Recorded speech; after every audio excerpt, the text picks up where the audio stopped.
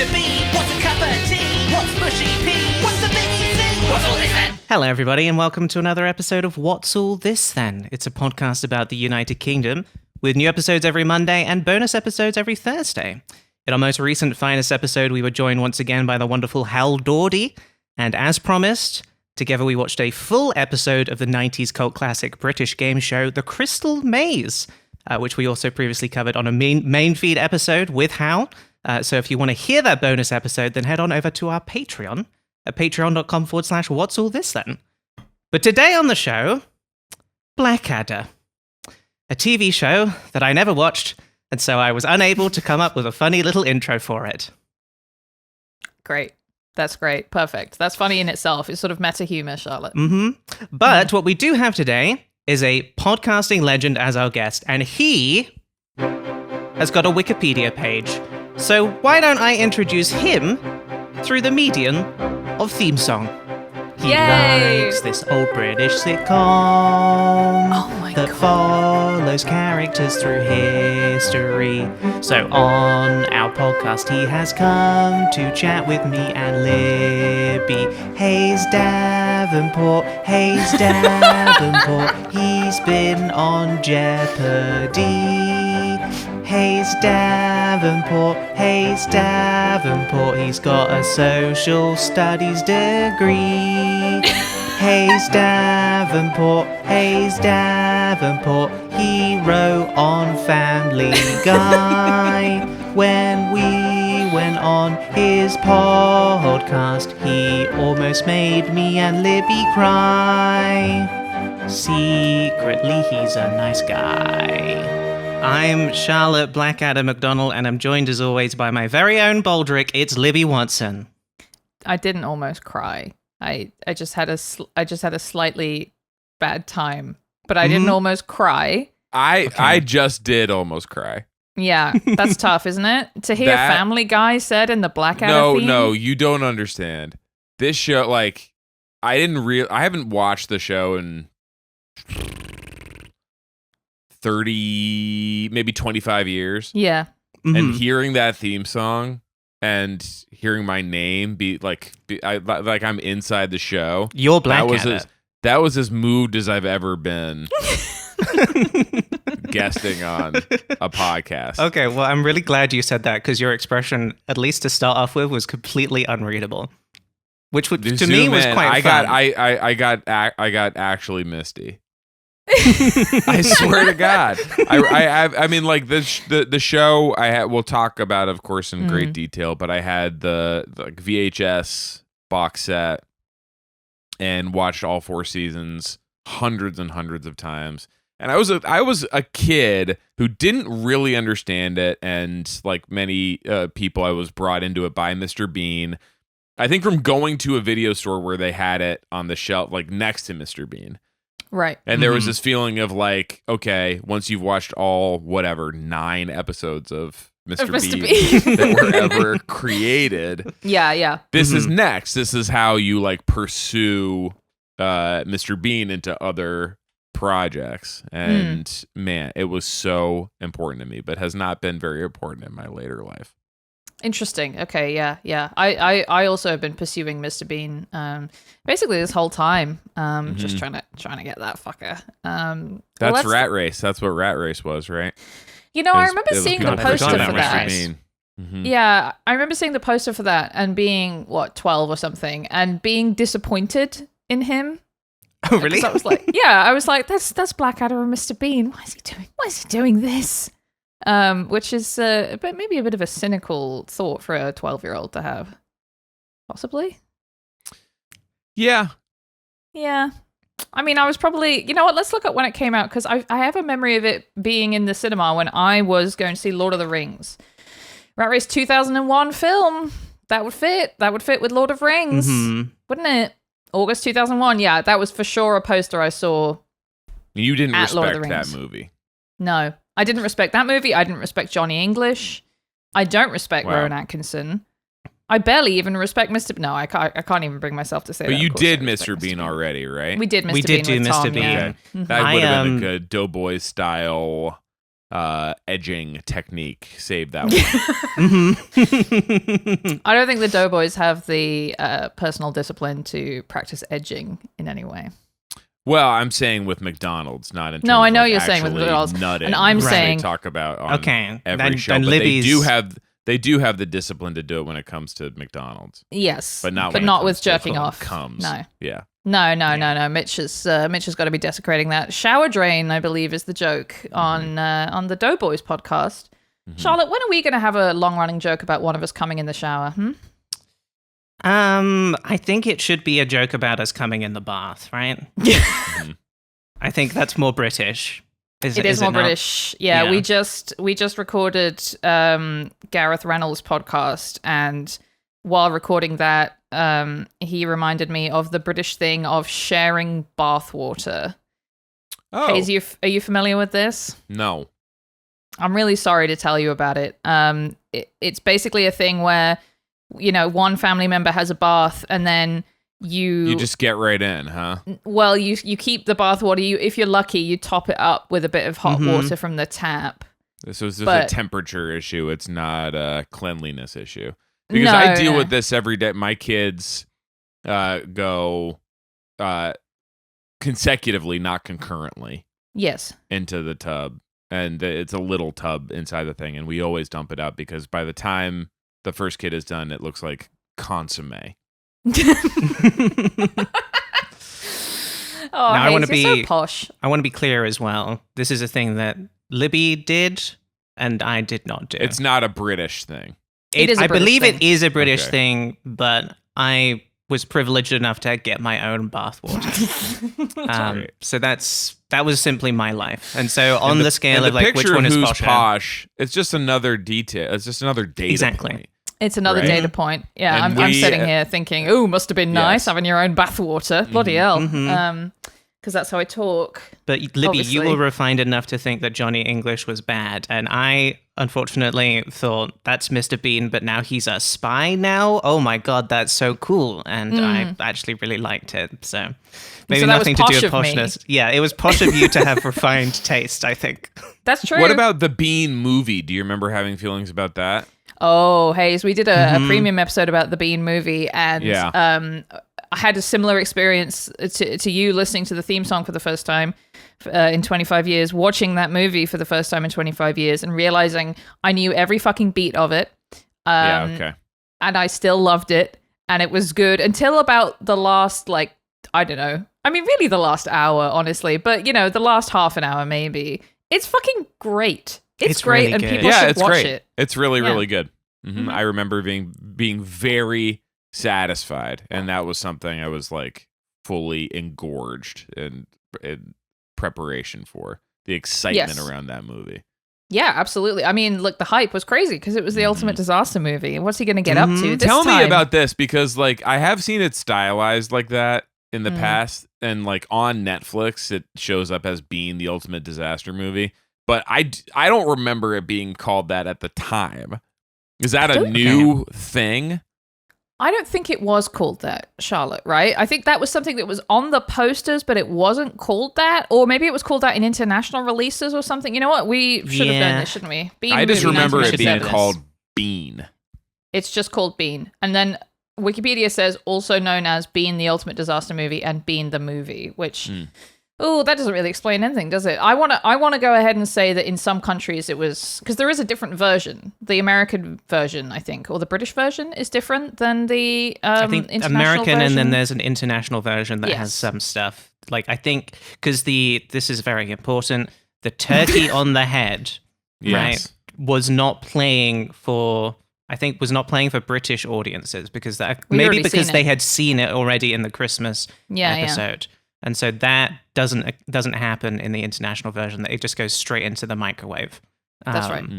Wow. Yeah.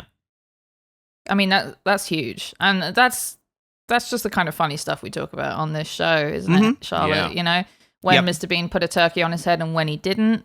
Mm-hmm. International movies being different. It's just kind of our whole oeuvre, isn't it? Posh. Yeah, and you kind of got that idea from us because on my podcast Hollywood Handbook we talk about Mr. Bean specifically having a turkey on his head every every like episode and a third. So like sometimes cool. we'll, if it's at the end of one episode, sometimes there will be a whole one where we don't talk about it. But then at the very beginning of the next one, we will be talking about Mr. Bean having a turkey on his head. That must have happened for us because I don't think we talked about it when we were on. Because I would have remembered that because I think you would have said something like, that's the kind of thing you would do. You look like you've got a turkey on your head right now. I think we actually did talk about it. But you'd look better with the turkey on your head, I think. Yeah, something like that. Come on, we don't. The turkey on the head would cover up the tears, right? They would just be leaking from the bottom of the turkey, and you'd be like, "Is that Libby's tears or is that turkey juices?" You know, is that turkey pissing? Yeah, exactly. I'm pretty certain we did talk about it. Anyway, yes. Mm-hmm. I don't want to talk about Mr. Bean today. I don't want to talk about him either. I've got no interest. I don't know why you even brought it up. Let's talk it's somewhat about, relevant, but go ahead. No one's asking me any questions, but let me just ask yourself some questions. My relationship to the United Kingdom. That's the one we always ask. Yeah, I was partly because of Mr. Bean, but I was a slobbering Anglophile for my first from kindergarten to probably 7th grade. Okay. Mm-hmm. One of the big drivers of that was a game, a computer game I had called Eagle Eye Mysteries in London. It was a sequel to a game called Eagle Eye Mysteries, which was like an Encyclopedia Brown treehouse style neighborhood mysteries. But in the second one, they went to London, and I never played I got the first one later. Okay. And Eagle Eye Mystery, you would do things like find the T.S. Eliot, one of the cats is missing, but not an actual. You would get clues based on Rumple Teaser or whatever, and it was a point and click adventure around London. And I learned a lot of your headcanon. Okay. That you guys have about London, and then I got to go in 4th grade, and I did a whole report where we got the film developed, and me with all the pigeons on me and stuff. Wait, there was a toy shop called. Wait, hold on. You had all the pigeons on you and stuff. You talk a little bit more. You don't know about having all the pigeons on you? That's do you one think of the England things, is Home Alone 2? Did you think that the pigeon lady from Home Alone 2 was one of the things English? that you do when you're American? Going to the UK. So this is the equivalent of how you guys got here and go take a picture with Spider-Man on Hollywood Boulevard. What we do is go to Trafalgar Square, and we get the pigeon all over us. You get the pigeon all over you. That's one of the things that you do, especially when you're a little kid. Okay. That sounds gross. I don't think you should touch the pigeon. How did you get all of the pigeons on you? What was the technique? Okay. It was okay. But they had feed that they would just be you buy some feed and you just put it on you, and they'll. So there's some bloke. All over you. There's some fucking bloke at Leicester Square who's looking for young American tourists, and he's got a bag of seeds from Tesco's, and he's saying, "Oh, pigeon feed, get your pigeon feed out. It's only £5. Only £5 bag of pigeon feed." And you went up to him and said, "Oh, yeah, I've got £5. I'll buy this pigeon feed." Okay, so Ken Livingston, is probably how you pronounce it, banned the sale of feed in the year 2000. Wow, so you really got in under the wire, It was such a thing. Yeah. That they it was a health hazard because there were so many pigeons, and they were all over all the Americans. So this was a huge deal. There was a Save the Trafalgar Square Pigeons organization, and I'm just educating you all about this because you knew nothing about it. I had no idea because of course I was 10 in the year 2000 and didn't live in London and didn't know anything about pigeons or Trafalgar Square or seeds or Ken Livingston or Americans, really. I just knew nothing. All I knew, really, was Mr. Bean and Blackadder. I knew all of this. I'm just pretending I don't because I think it's better for the podcast. You did know all of this. Yeah. Okay. No, yes. I knew all of this, but keep going as if I don't know. And I think that was there were 50 mysteries in Eagle Eye Mysteries in London, okay? 50 full on mysteries, and Was I this think like a one of multiple them, CD-ROM situation? That's a lot of I think it data was to fit on a discs. CD. I think it was discs, and I think one of them did involve getting the pigeon all over you. Okay, this game looks fucking great, Charlotte. I think we should play this on a future What's All This Then live stream. It looks like it's available on Abandonware.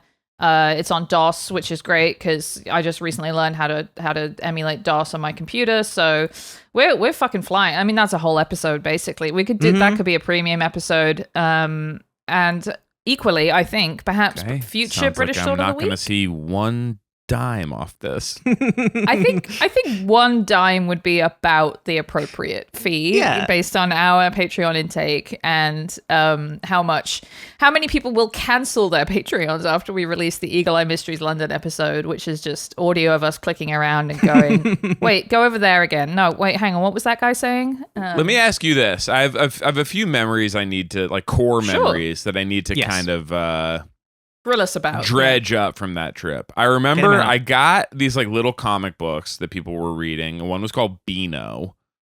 Mm-hmm. You're familiar with that? I was a Beano. I was subscribing to the Beano. The news agents would keep a copy of the Beano aside for me, so I would go in and pick it up. Wow. Yeah. Okay. No, I was big on that, and I'm just like, I only just learned recently because there's Dennis the Menace in the Beano. And then there's also American Dennis the Menace. And what? They are two completely separate characters that just so happened to be released on exactly the same day. What? Yes. This is new information that I learned very recently. Okay. So this is so little crazy. blonde kid, and then there's the one American from the one Beano is who has the blonde. black hair with Nasha.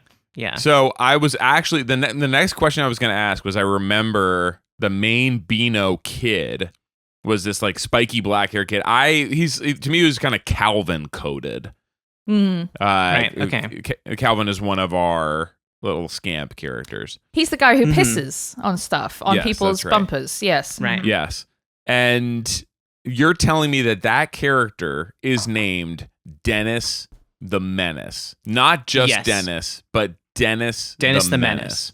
Okay, but this isn't like some kind of thing where, like, you know, a fucking pigeon evolves in Europe and then also in Australia millions of years apart. This isn't the same convergence thing. This is a guy was like, I'm going to sell Dennis the Menace to England or something, because you can't have two. No one came up with that separately. I don't believe you. This is why this is crazy. Okay, I don't believe you. The reason that they are both called Dennis the Menace is because there is a song called Dennis the Menace in Venice, I believe. And so the name is, I guess the name is inspired. Both characters' names are inspired by that song. And it was again, an actual coincidence same day. that they started a comic strip on the same day. Yes. On opposite sides of the ocean. Wow.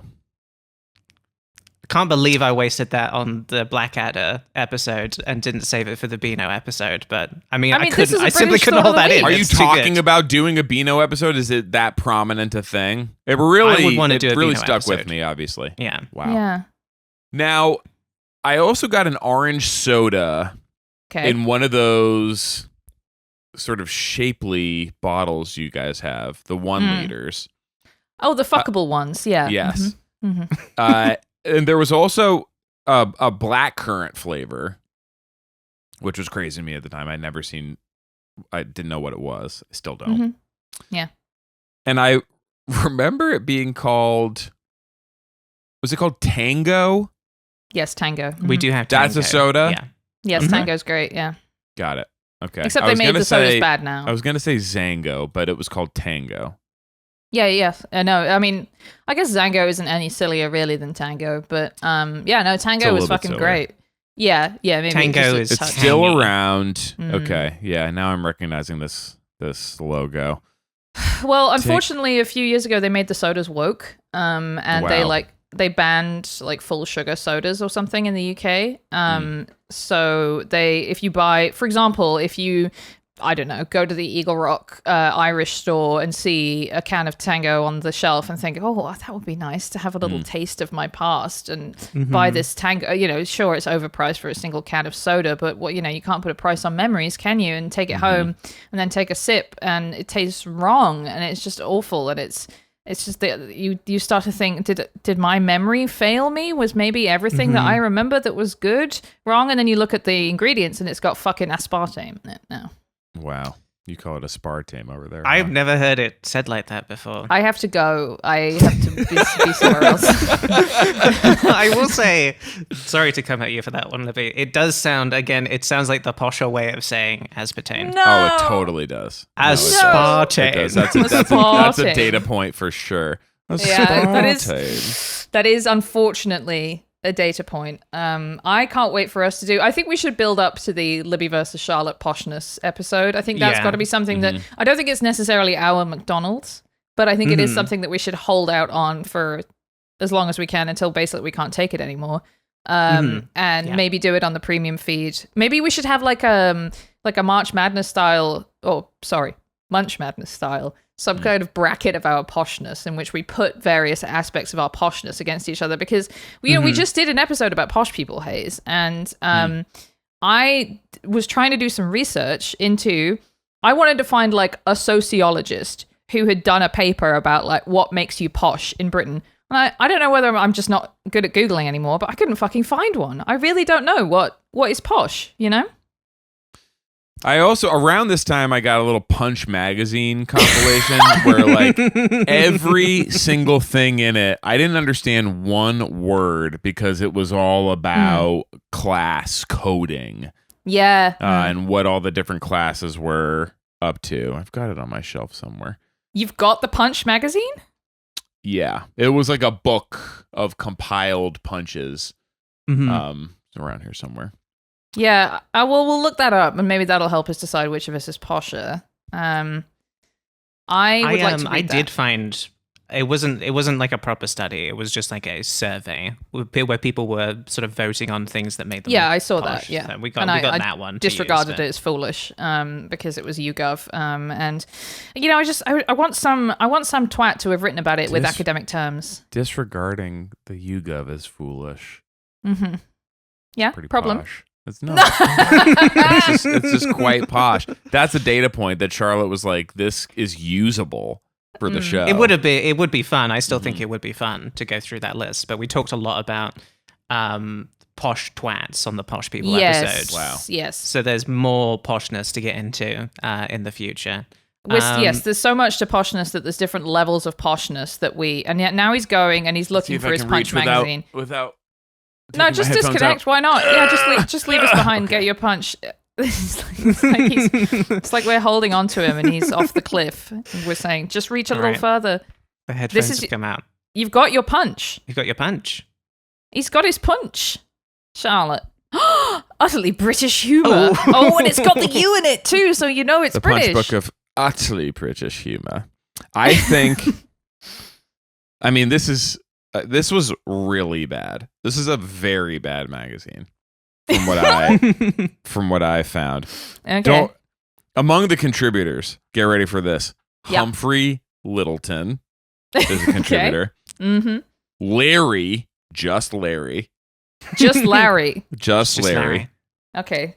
Bill Tidy. They got Bill Tidy for this. Tidy. Bill Tidy. Bill Tidy. William Tidy. Yeah, that's crazy. Basil Boothroyd. Come on. Basil Boothroyd. McLaughlin. Just McLaughlin. Pont. Just Pont. And PG Wodehouse. Wow, okay. You some heavy hitters there. You just say I would say Wodehouse, but I was like, it's Woodhouse, I think. It is Woodhouse, okay. Yeah. If you've been to a proper school, you'd know that. I mean, this is crazy. And Michael Folks with 2 Fs. What? Yeah. For folks? For folks? For folks? There he is. Michael Folks. That's a long list of contributors, honestly. Now, and this is an example of the kind of thing. This is back cover material. Yeah. See this comic? It's a couple next to a hedgerow. Yeah. And in the house next door, another couple is standing on a diving board and waving at them. Yeah. Mm-hmm. And the man in the first couple is saying, it'll be unbearable when they get to the swimming pool. They don't have a swimming pool yet. They don't have a swimming pool yet. But this is like an example of the type of like class signifiers, right? That they're obsessed with this, like keeping up with the Joneses dynamic. Right. That's how we think of it in America. But over there is, like a national pastime, Isn't it? Yeah. Isn't it? Well, we have Keeping Up Appearances, of course, which is a British sitcom about a posh lady whose name is Hyacinth Bucket, but she pronounces it bouquet and is very worried about everyone thinking she's posh. We got to watch some of that, Charlotte, for the pod. I'm aware of it, obviously. I don't think I've ever seen that show. I loved it when I was a kid. I would say I was mostly watching a lot of comedies for adults that I didn't understand, such as the one that we're talking about today. And I loved that show. But now, Charlotte, tell me if you agree with this. In my mind, having a swimming pool is a signifier in the UK of being rich but not posh. 100%. No, that's right. The garden, the back garden, right? Yes. You want, a lovely lawn. You want lots of flowers. Maybe a pond. You want a nice place you can sit down and have like a lovely little cup of tea. Yes. Somewhere for the children to run around. The idea of the swimming pool is, well, fuck all of that. I just want to have a swimming pool. And it's I've got the money for it, and that's cool. But it's different for sure. Pool is nouveau riche for sure. Well, this is like it's like older houses. It looks like, not older to you guys, but what we would classify as older in the U.S. That's a country house. Yeah. Country house. Okay. But part of the unbearability, I mean, this other family has a little vegetable garden, victory garden, perhaps. They have a victory garden. Yes, I think you are right to pick up on the very subtle class undertones. So subtle. Now, the first chapter of this is by someone named Alan Bryan. Okay. Neither name spelled correctly, as far as I'm concerned. And it's called Test Your Class Appeal. Ooh. And it's like, this is exactly what you're talking about. One way of sorting out classmates is on socially mixed occasions, which we do run into every once in a while, let's face it. And it's not ideal, but like sometimes some of the occasions we find ourselves on are a little bit socially mixed. You know what I mean? Mixed company, yeah. And so you can each decide which of these three opening lines of a joke you would tell, because that might distinguish which how we sort you out. Sure. Number one is, there was this Irishman, this Scotsman, and this Jew. Oh, God. So that's number one. So That's just number hold that aside. You don't need to read the other three. I've got my answer. Number two is, apparently Parnell, Robert Louis Stevenson, and Disraeli once met together. Okay. So that's number two. Of course, we all know who Parnell is in this case. We all know who Parnell is. And number three is, an awfully funny thing happened the other day to three members of my club. Oh, okay. This is interesting. So I'm going to say that the first one is, presumably because it's sort of bawdy, is like maybe not working class, but not posh. You actually get a W for that.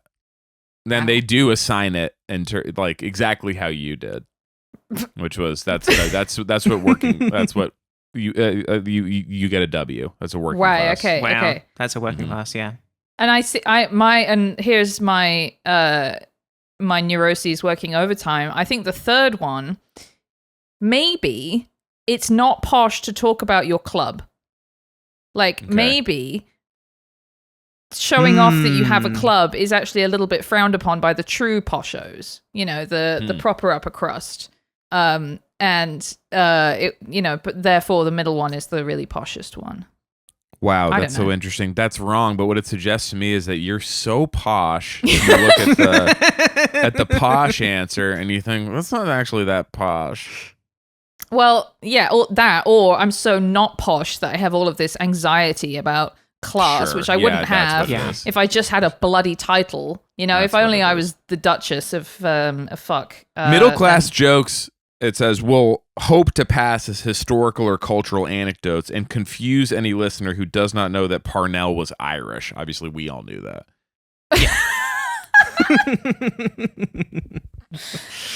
I really want to know who Parnell is. I'm going to just do a quick Google of Parnell here because I know Disraeli, an Irish nationalist politician. Okay, so he looks like he was quite important, but he did die at the age of 45. Good for him. So Maybe? this is turning out to be a racist joke, which we did like. Now that we know that Parnell is Irish and Benjamin Disraeli and Right, Robert okay. Louis Stevenson, I don't even want to know once the third piece of the artifact is put in place. I feel like it will create something unspeakably horrible. I want to say Robert Louis Stevenson was Scottish. Yeah, so that's... Oh, God, Disraeli. So the point is that the three jokes are about the same thing. A Scotsman and Irishman. And Right. the thing that I won't say. Mm-hmm. So... Any knock-knock jokes? Or... knock, knock. Who's there? Parnell, Disraeli, and Robert Louis Stevenson. Do you want one more quiz? Let's just have one more quick one. Yeah. There's so many. I'm going to need to borrow this book from you if that's okay. And I will treat it with I want to know absolute more care. about what's in this book for sure. Okay, ready? The war was a time when all classes submerged their envies and antagonisms in the struggle for democracy and fair shares for all. But looking back on the experience, attitudes vary. Who is most likely to reminisce? 1. Jerry can't be trusted any more now than he could in the desert. Okay. 2. I was lucky to have a good war. Your German fights a good fight. Okay. And 3. Despite everything, my cousins kept the Schloss going through it all. What the fuck? Okay, my cousins kept the Schloss going. Okay, so I'm wondering if this is actually referring to the First World War and that the cousins thing is to do with the fact that Queen Victoria and Kaiser Wilhelm and the other guy were all cousins. No, not Queen Victoria, sorry. The other guy. They were all Queen Victoria's Helpful kids. context. So not even necessarily rising to the level of like Queen Victoria's children. There was probably a situation where your family might have some relationship to a Schloss in Germany, and despite everything, Sure. they kept it going. That's my theory, because all the royal family was related due to all fucking each other all the time. Got it. That's what I'm Game gonna of Thrones is about. just quickly give voice to the listener who has completely lost track of whatever the fuck is going on and what you guys are talking about. This is what the show is. That's where I am at right now. That's where I'm at right now. I think this is fascinating. I'm thinking I need to do my own Splinter podcast about what posh people thought in 1932. Because Charlotte, this is another data point. Charlotte not interested. I'm just having moved on from World War II. Yeah. Already having moved on. I do want to know what the answers are, though. Not trusting Jerry is a working class attribute. Sure. Okay. And so saying that your German fight's a good fight is middle class.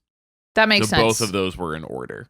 It was it was just the same order both times. They were in order again. Both times. Yeah, that makes sense. But not all of these are.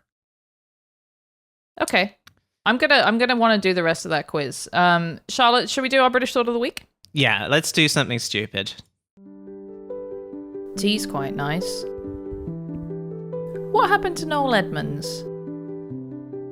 EastEnders. Bloody raining again. How do they make Scotch eggs? Did they finish Brexit or what? Today's British Thought of the Week. You've heard of the WWE, but what's the WGW? Hayes, I know. any guesses?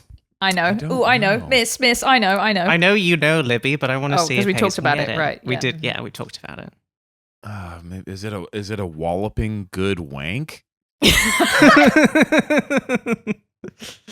Oh, that would be fun to talk about for sure. I'll It's give British you a clue. Wank of the Week. Yeah, sorry.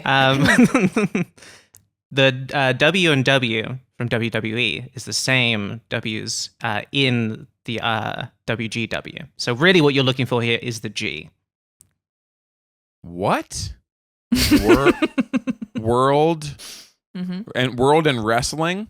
World and That's wrestling. right. Oh, world girl wrestling? You fucking... The that would British be a invented walloping good girls wank, wrestling. wouldn't it? Yeah, Yes. yeah. Exactly, Libby. Mhm. Okay. Is it just Greco? No, It's it's not not Greco. Just Not Greco. I'll Roman? give you. Still have just some think of kind a- axe to grind with the Romans. Yeah. Think of a thing British people like that starts with a G. Probably grouse, right? The world grouse wrestling. Probably eat grouse. Yeah. It is something you eat, because today we are talking about the World Gravy Wrestling Championships. Wait, hey, by the way, just want to check it for all the Americans. I don't think we knew that the British people like gravy. You didn't know Okay. that? I don't think No? so. I don't Okay. think we Is it- associate it. Now it's like they call it something else. But when I think of gravy and ethnicity, I think Italians because like Sunday gravy is like the tomato sauce. But even like Okay. Thanksgiving style gravy, I don't think we're on that as like a British thing. No, and of course you have biscuits and gravy, which is an entirely different Exactly. food from our Right, gravy, and British people find disgusting. Right. They think it looks like cat Crazy. sick, and I think Yeah. it looks like a yummy dinner. But yeah, Charlotte, tell us about World Gravy Wrestling. We're talking about World Gravy Wrestling. It takes place at the Rose and Bowl Carvery in Rossendale in Lancashire. Rose and Bowl. The Rose Bowl? The Rose and Bowl no, the Rose Carvery. and Bowl. This is where this is happening, and this is we're adding this to a pantheon of sort of dumb British sports. Oh, I should have And- pulled up the axes, shouldn't I? Yeah, so the axes we tend to use for this is it's like, is it harmful or not, right? Mm-hmm. And then is it like, good and nice, or is it so twee that it really sucks? Yeah, Um, I'm pulling it up. So I think, okay, so this is an event that takes place every year, started in 2007. Okay. And it is pretty much exactly what you would expect it to be. It is people doing wrestling in gravy. Now, I do have a video that I want to show you both. Now, for the listeners, you are not going to be able, obviously, to see the majesty of some of these images. This And looks I do. Okay. We're opening just on the first frame of this video from the Guinness World Records, and we have just some feet in some gravy here. Yeah. The feet are a little too concealed in the gravy, in my opinion. I don't- It's like I'm if we're yeah. doing this, right? Sure. Mm-hmm. Like let's have like a level of gravy where like it gets all over the feet, Yes. right? Mhm. But the feet Uh-huh. aren't so submerged in the gravy that you can't see them at all. Right. You Okay. do need to be able to see the little toesies. Otherwise, you're not going to Enough have a walloping gravy good on wank. there that it's like coated for Yeah, sure, yeah. and you have the Mhm. feeling like the smooth texture, and you can kind of smell it in your mind. Oh, Mhm. But like not so on there that it's like, what are we even doing here? I do think you're asking for an impossible amount of gravy. I think it's not possible to have enough gravy to cover a person and to not Okay, well also then let's have not enough gravy let's not even that you're standing try. in it. Let's not even try then, right? It's impossible. So like, why even try to like? Yes. We I would- can't I would have love good to see you do things, it. right? I'm not saying don't try. I'm just saying I'm trying to be real here. close the whole enterprise. I would love for you guys to try and describe what you're seeing as I press play on Happily. this video. Oh my. Okay. So this is a lot of gravy. This is people covered in.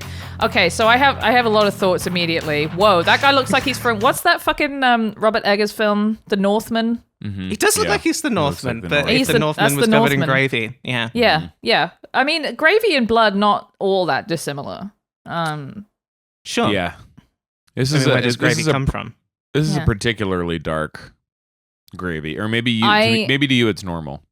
To me, this is no big deal. Obviously, to see a gravy that dark doesn't trouble me in the slightest. I do think that they've maybe I'm wondering what kind of gravy they use, and I'm hoping Charlotte has found this out in her research because Yes. look, we all know that gravy is quite hard to make. You know, we're all familiar with how, you know, unless you're roasting a whole big fucking turkey or whatever, it's kind of, you know, you have to have your stock and then you have to have your pan drippings. It's not something that I can't just be like, I feel like whipping up some gravy unless you have your gravy granules, your Bisto, and then you can make essentially fake gravy, liar's gravy, whenever you like. I think this is probably liar's gravy.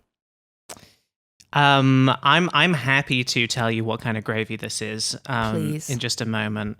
I need to sort of, so for listeners, so we're wrestling in, it's a 16-foot square pool filled with apparently around 1,500 liters of gravy. Wow. That's the number that I have. And they do have these like enormous like barrels of gravy as well. And importantly, they have buckets for throwing on the wrestlers to get them as gravied up as possible. To douse them, yeah. I'm just remembering when Charlotte was trying to move me along from talking about World War II. Which I did for 1 second, and now I'm getting all these... To be clear, I just literally just lost the thread of the conversation. Gravy metrics. I was thinking about gravy. I was thinking about gravy. I had gravy on the mind. But okay. Not gravy on the toes. No gravy on the toes, right? I mean, yes, no, absolutely not. Okay, so I do have a quote from Andy Holt, right? Mm-hmm. This is from a Guardian article from 2015. So this might be out of date at this point. But he's one of the organizers of the World Gravy Wrestling Championships. He is the director of the Real Lancashire Black Pudding Company. Okay. Okay. And he is in charge of making the gravy. That's Can I ask a quick one question? of his jobs. Go Yes, ahead. please. Just so I know, like black pudding, is that coming at when is that surprisingly not in the state of matter that you would expect, like some of these other things? Great question. So what you're thinking is pudding to me is a delicious goo. I'm expecting like a goo, like a liquid suspension type thing. And is that when that's coming out? It's not goo what at all. utensil am I eating it with? Knife and fork. It's knife and Knife fork. and fork. Yeah, It's crumbly. Okay. It's solid. It's crumbly. It's almost like spongy. Yeah. Wow, It's, that's it even actually makes different than me- I thought. It makes me feel weak in the wrists to think about because it's made of blood, and I have this like slight sort of not exactly phobia, but like it makes me feel icky to think about someone. Oh, I don't know, cooking a bunch of blood in a pan. That makes me feel quite sick to think about.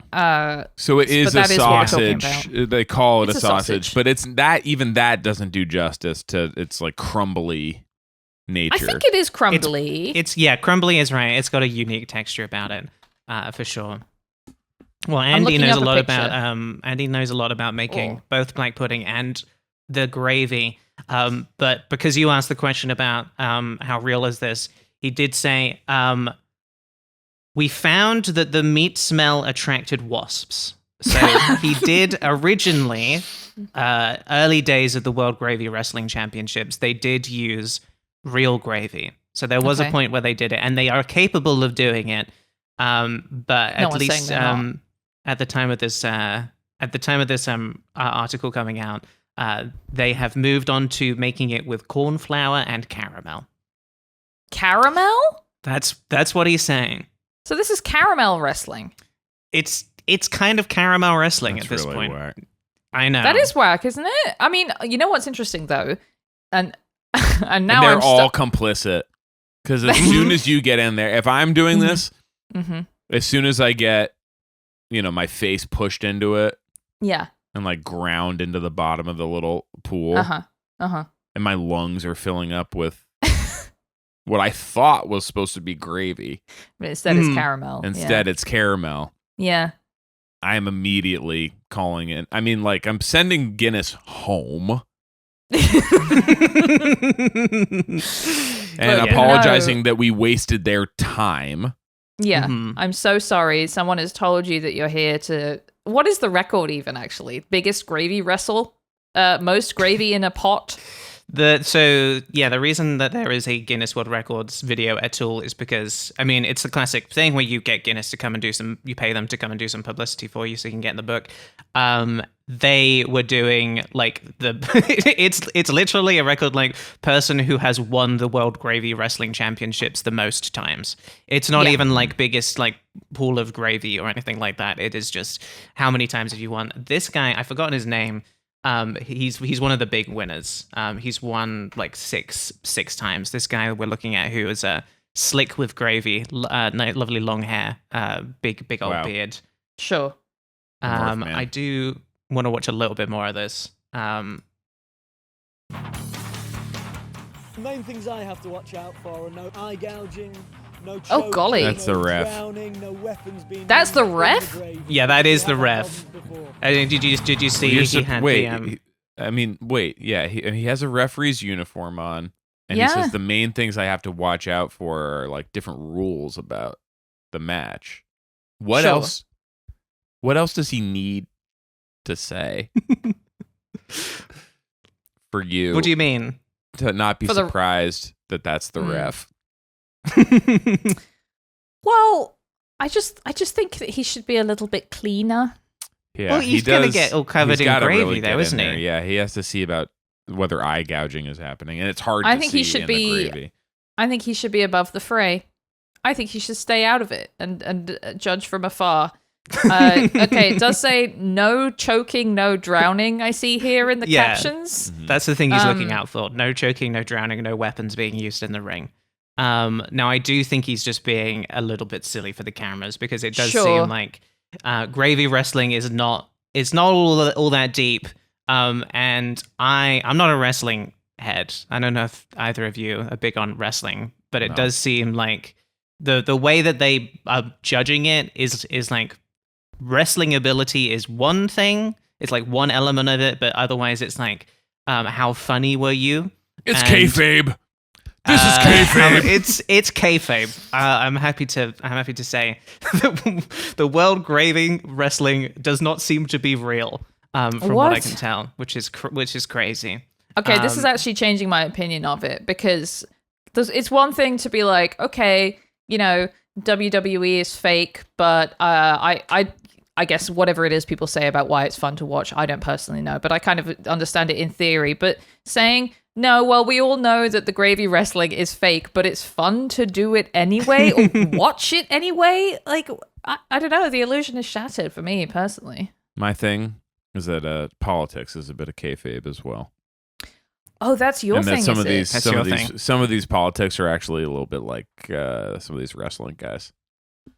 Mm-hmm. And which People get really wrestling guys? pissed off when I talk about that. Our producer Pat, who loves wrestling and is having to listen to all of this right now, just screaming all of our wrestling opinions. Well, I don't think he loves the kind of wrestling that I'm being particularly cruel about. He likes kind of like, fun cool wrestling. backyard wrestling. Yeah. he He does like likes that. he likes just a guy hitting a guy, I think, Mhm. right? Mm-hmm. Yeah. I do Go want to ahead. just quickly, before we completely forget about the caramel thing, because I know that you guys will forget about the caramel thing. Caramel is a thing in British gravy, and it seems to be mostly just caramel. But there's a product that you can buy in the UK called gravy browning, and it is a thing that you add to your gravy to make it browner.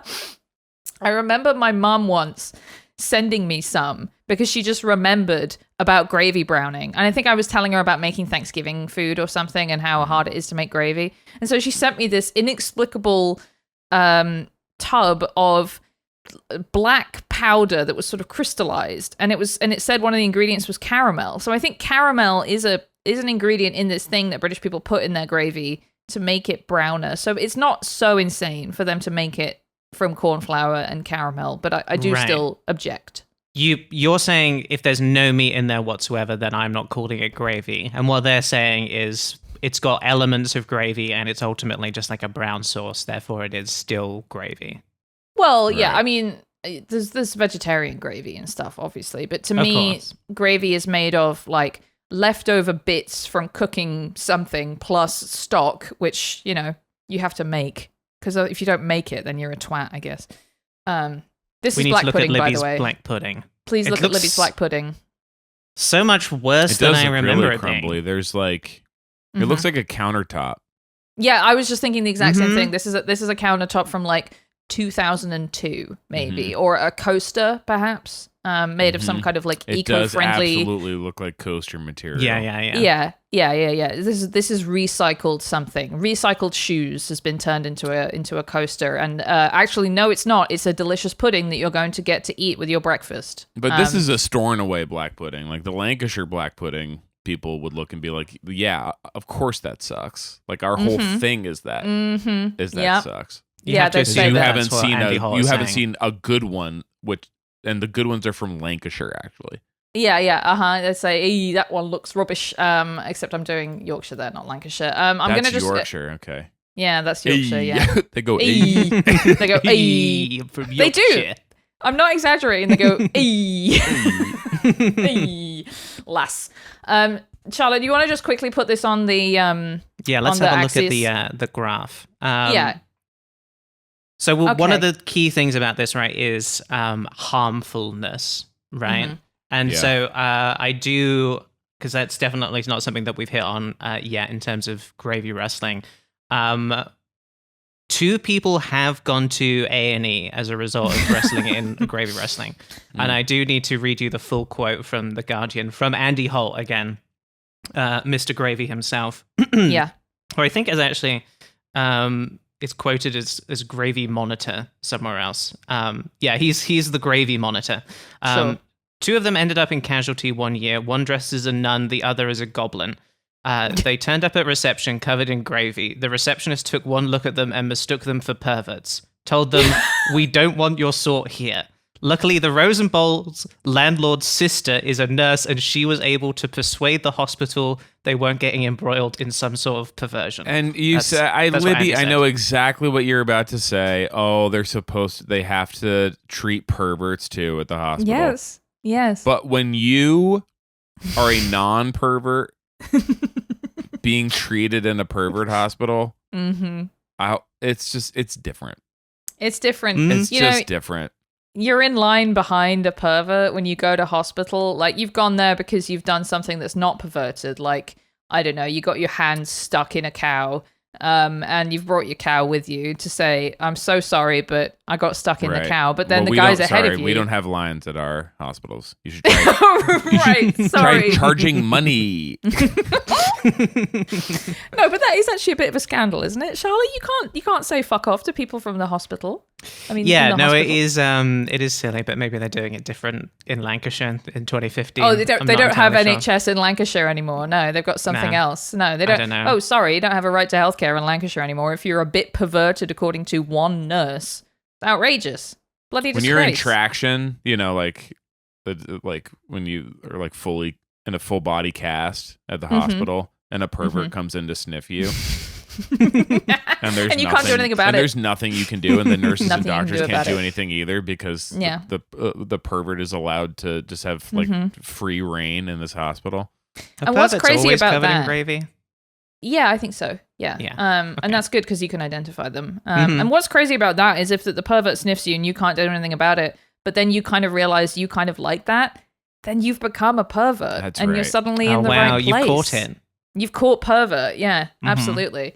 To me, this is honestly kind of slap bang in the middle, which is a boring answer, but I do think it is. Well, no, I think it's slightly to the right. I do think it's stupid bullshit. I think it is Okay. stupid bullshit. There is a key piece of information here that I think does Oh. move it over to wonderful. And I don't know how important this is, but it's like it is a thing that they do for charity. I right? knew that. Okay, I thought you were going to say that, and then I was like, what if the charity is like Gaza or something? And then I look like an absolute fucking asshole.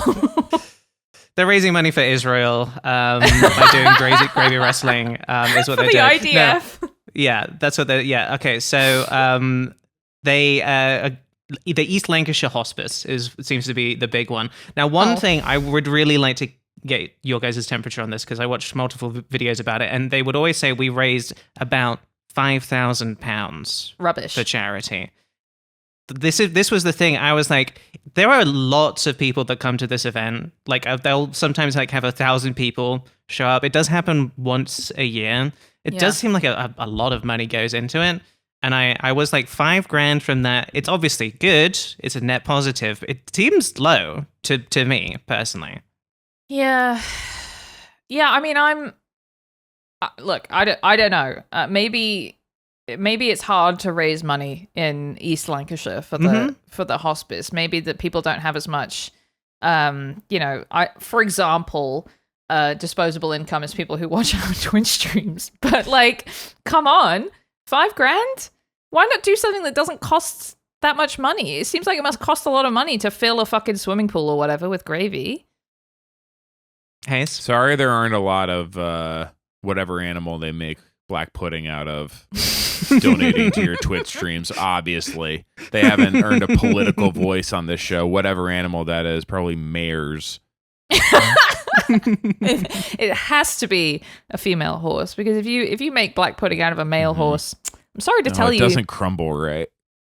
I was going to say it's gay, but yeah, also it doesn't crumble right, yeah. I'm going to say I don't care about the charity thing. I'm still putting it in stupid bullshit, but I will put it slightly into harmless right here, because even if two guys did go to A&E, they were probably going anyway because they're perverts, so they were going to get into some kind of trouble. And thus I'm putting it sort of here. I think that's pretty fair. So it's in harmless stupid bullshit. It's not quite as stupid as Dwyle flonking. Yeah, fuck that. Which is really, really stupid. I would like to just show you a little bit more from this Guardian article just because it made me laugh. The lady's title was taken by 20-year-old stable hand Nicole, quote, Mad Cow Taylor Lyons, who beat a woman dressed as a pregnant nun.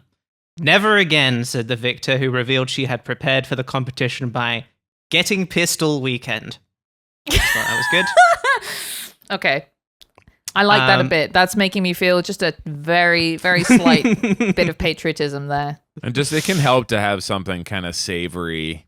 When you're hungover, Sure. just like a little shot. So just like while you're in there, just taking a couple glugs.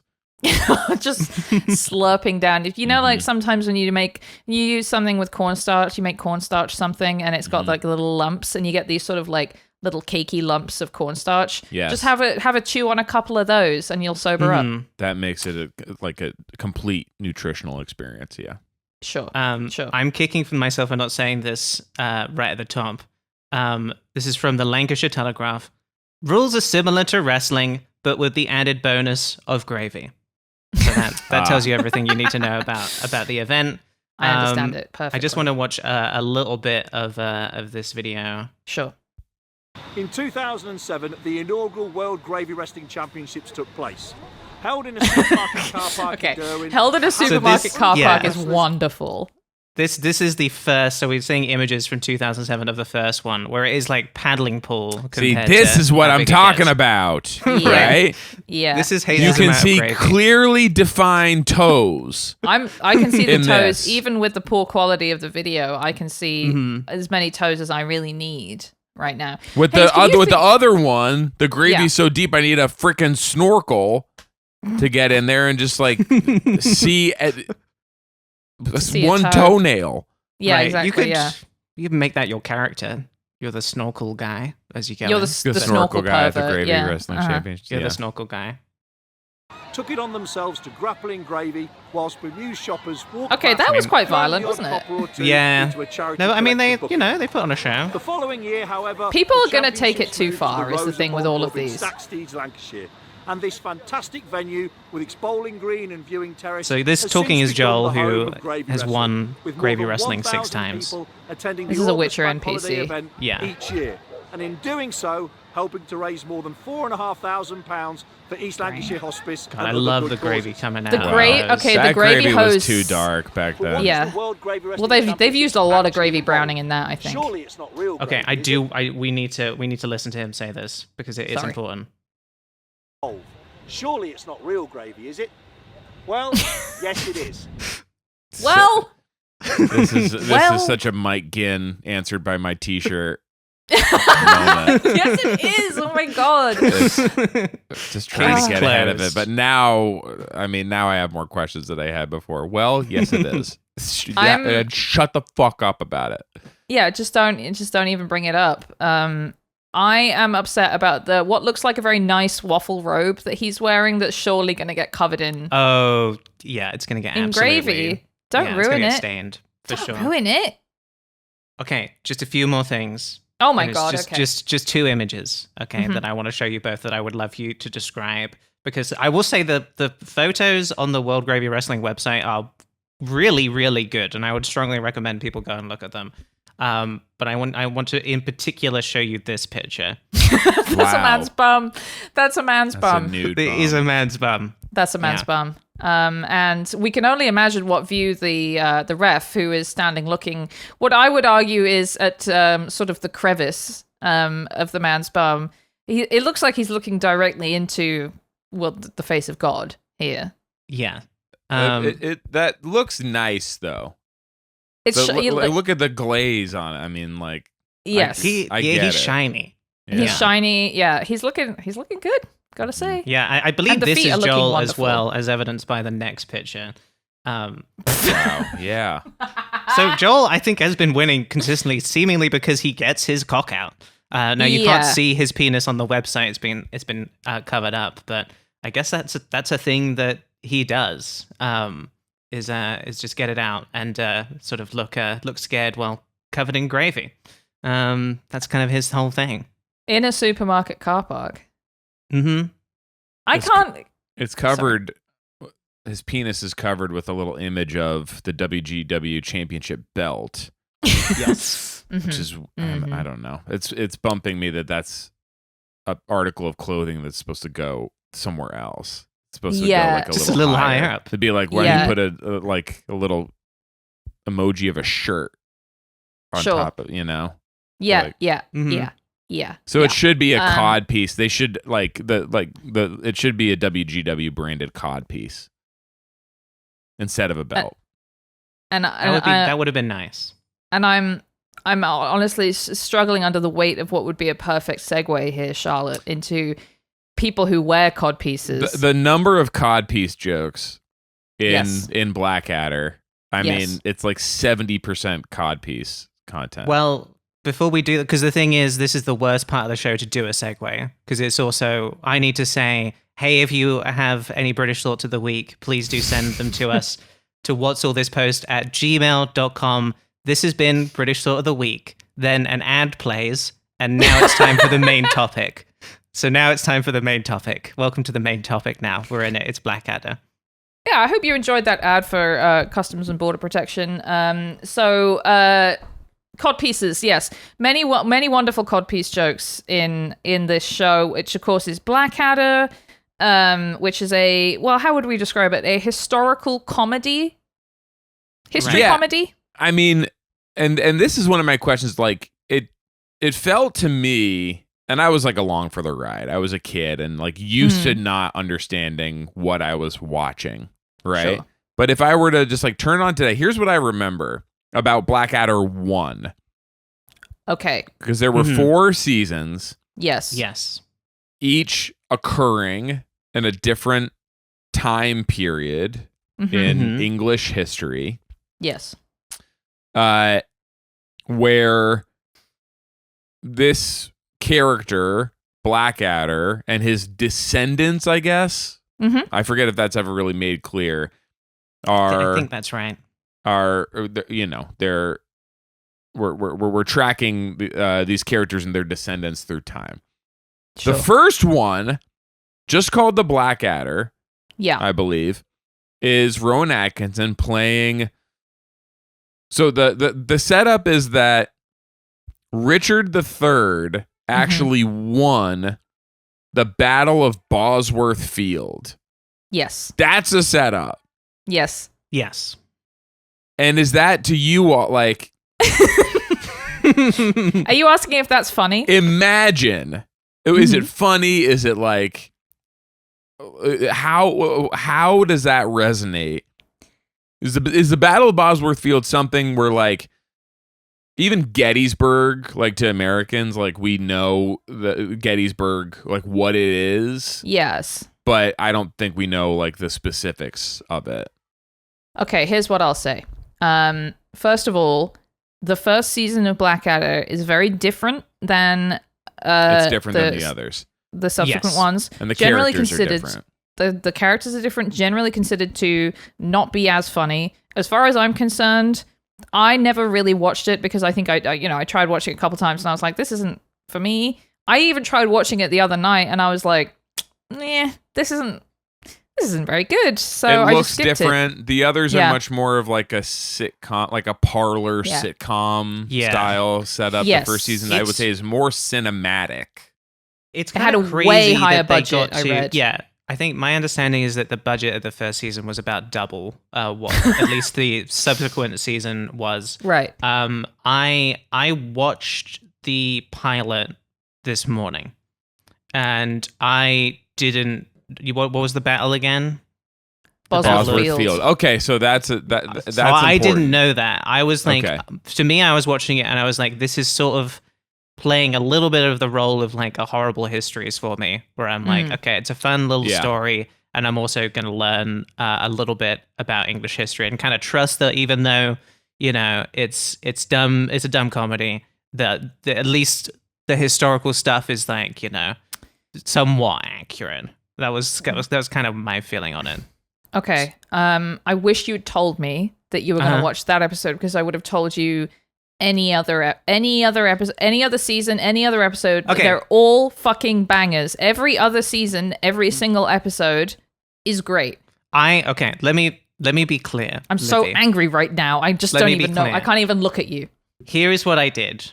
Because, again, my context coming into this is aware of Blackadder, had seen the final episode of season 4 Sure. multiple times in school. In history class, yeah. In history class. That was a thing that they did often, is Season just show 4, you that okay. last episode. Yeah.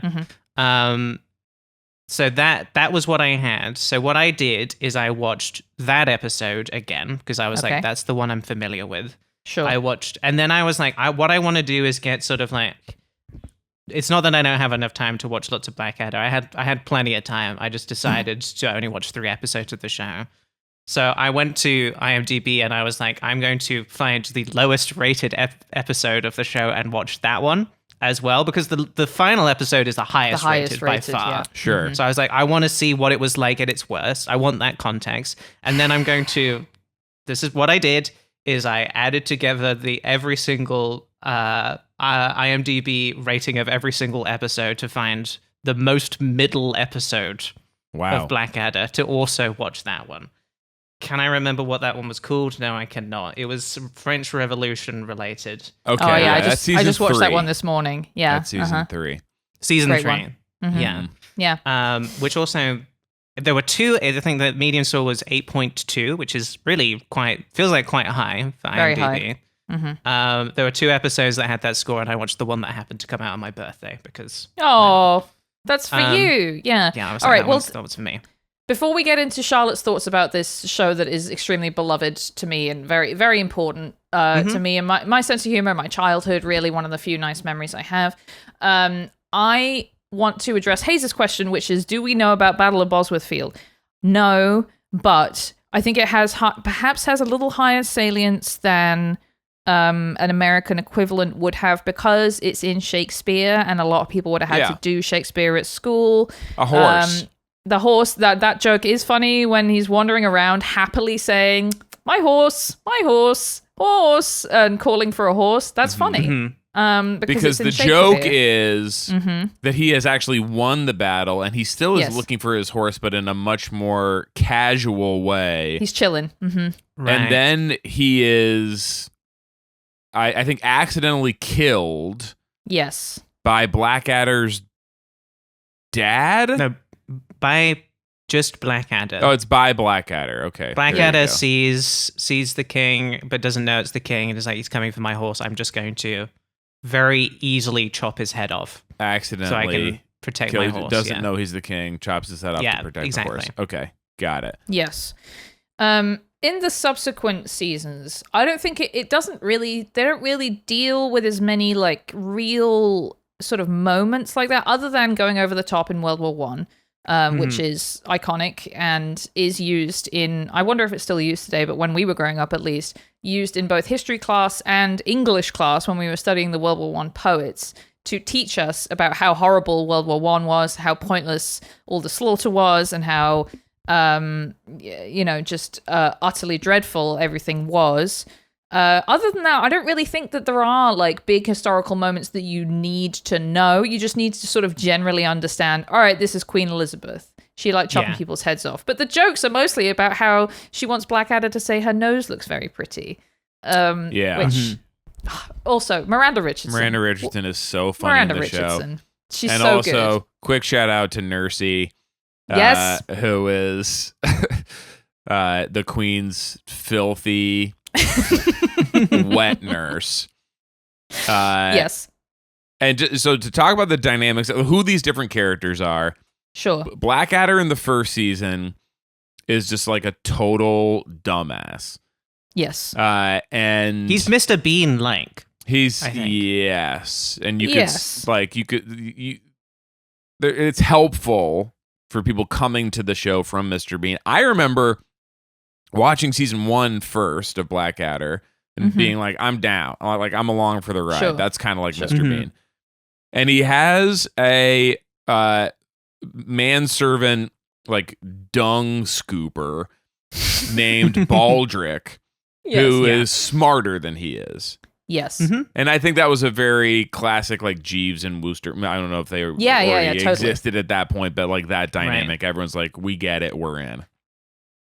Season 2, I remember when I first saw it, it didn't.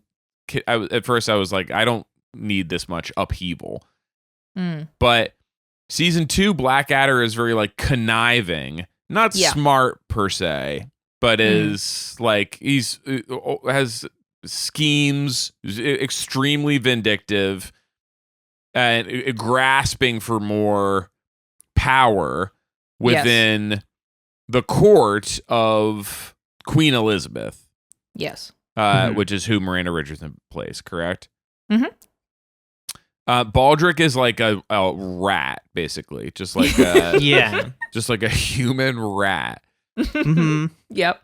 So they flip their like relative intelligences basically, and it's Yes. like That's right. now And then Baldric is Baldric's going to be The humor of Baldric becomes two things. Number one, that he's a rat. He's sort of disgusting, sleeps in mud, uses a skull for a pillow or whatever. And two, a sort of Homer Simpson like, he's so stupid that he might say something, completely ridiculous, not know what's going on. Right. And then, of course, the third, I would say, main character in that second season, I don't remember what his name is. Percy? It's Lord Percy. Lord Percy, right, exactly. That's good. Who's just this posh twat, basically, who is equally stupid as Really Baldric, stupid. I would say. Yeah. But sort of well-to-do. The humor, again, comes from that. One thing I thought was interesting about Blackadder is that Blackadder's social status kind of gets lower throughout the seasons. So he starts off, he's literally a prince. Right. The next season, he's not. He's obviously, it's sort of a, high up in the court somehow. He's very close to the Queen. Sort of a bit of a Thomas Cromwell-y kind of role, Ooh, honestly, but not quite as sexy. effective. Yes, exactly. Hot as fuck. Third season, he is like a butler, but he's a very involved butler. Right. He's like, he has like a lot of money and power by being close to the king, but he has no status. And then in the last season, he's a Tommy in the trench. He's just another bloke, really. I think he's bit leading posh. their little He's an officer or battalion. something. Something. Yes. So he's not Baldric. He's not like, Right. again, like, complete cannon fodder, but he has less power than in any other And point in history. importantly, he has no control over his fate. He doesn't get to hang back. Mm-hmm. It's like he's still going to have to go over the top at some point. And arguably, that's like that. You're exactly right. That's a very important point point of that thing, is that throughout all of the seasons, his cunning plans to get out of these various scrapes or whatever, nothing can, there's nothing that can help him at that point with the machinery of war. Wasn't it horrible? I do want to go back to the first season because it is kind of crazy to me how different it is. Yeah, and different show. It's one of those. It's like it's wild that they got to do more of it, and then like had an opportunity to be like, let's completely refresh the show and sort of change the core dynamics of these main characters, and just like have another go. And then I guess be like, well, we'll just do a different period of history, so it's like technically a different guy. I think that feels like one of those things you wouldn't get the freedom these days to just be like, we'll just try and make the show again, but see if we can do a better job this time. And we just won't mention it. We just won't mention that it's completely fucking different and that everything we established in the first season is out the window. Yeah, it is. You're right. It is interesting. I don't think. I wonder if, because this was pretty early on in their careers, both Richard Curtis. So this is we should like. Yeah. I need that clarification too. This was Richard Curtis as part of like the long tradition in British TV of just having like one or two people or just doing all of it. Basically, yep. yes. Pretty much. And the secondary tradition of they all met at Oxford, Right. which I think Rowan Atkinson and Richard Curtis, I don't know if they met at Oxford, but they certainly both went to Oxford. And so did Hugh Laurie, he went to Right. Cambridge, And and their Stephen little Fry went to Cambridge, and dance they're all... troupe. Yeah, exactly, yeah. And so... My understanding is that Richard Curtis and Rowan Atkinson did meet at Oxford together. Right. And How so they, lovely. Yes. It's a very Oxbridge show to me. This is a big feeling that I have about the whole thing, but we'll get more into that later. Sure. But yeah, the first season was written by Curtis and Rowan Atkinson, and then It was pre-Bean. for this Pre-Bean. pre-Bean, Long pre-Bean, I believe, I think. pre-Bean, Like, yes. the first season was like, I don't know, 10 years or something before Bean, or 7 years before Bean, which is a long-ass time. Wow. So it looks like the entire series aired. This was all through the 80s, and Bean didn't start until the early 90s. Yes. So Bean was their next thing after this. Man. Yeah. To see, sorry. I know you say you don't like Rowan Atkinson, but to see him go through this entire series and he's like this like salty lead character, and then you see him roll out fucking Mr. Bean. That's fucking crazy. Going the other way makes more sense to me. Like buttoning up your image as like basically a clown. Yes. But to go from that to a non-verbal cloud, yes, is that's wild. I know. Yeah.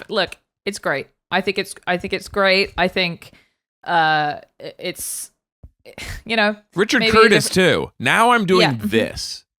Yeah. This I know, is right. Richard Curtis being like, this is what's next for me. Yeah. Yeah. Guy with turkey on his head. Because I think my impressions that are looking at it is that they're like a Mr. Bean like character, or like a sort of prototype version of that is kind of the stuff that they were doing, and then tried to do somewhat with that first season of Blackadder. Hadn't quite perfected it yet, hadn't figured out how to do it.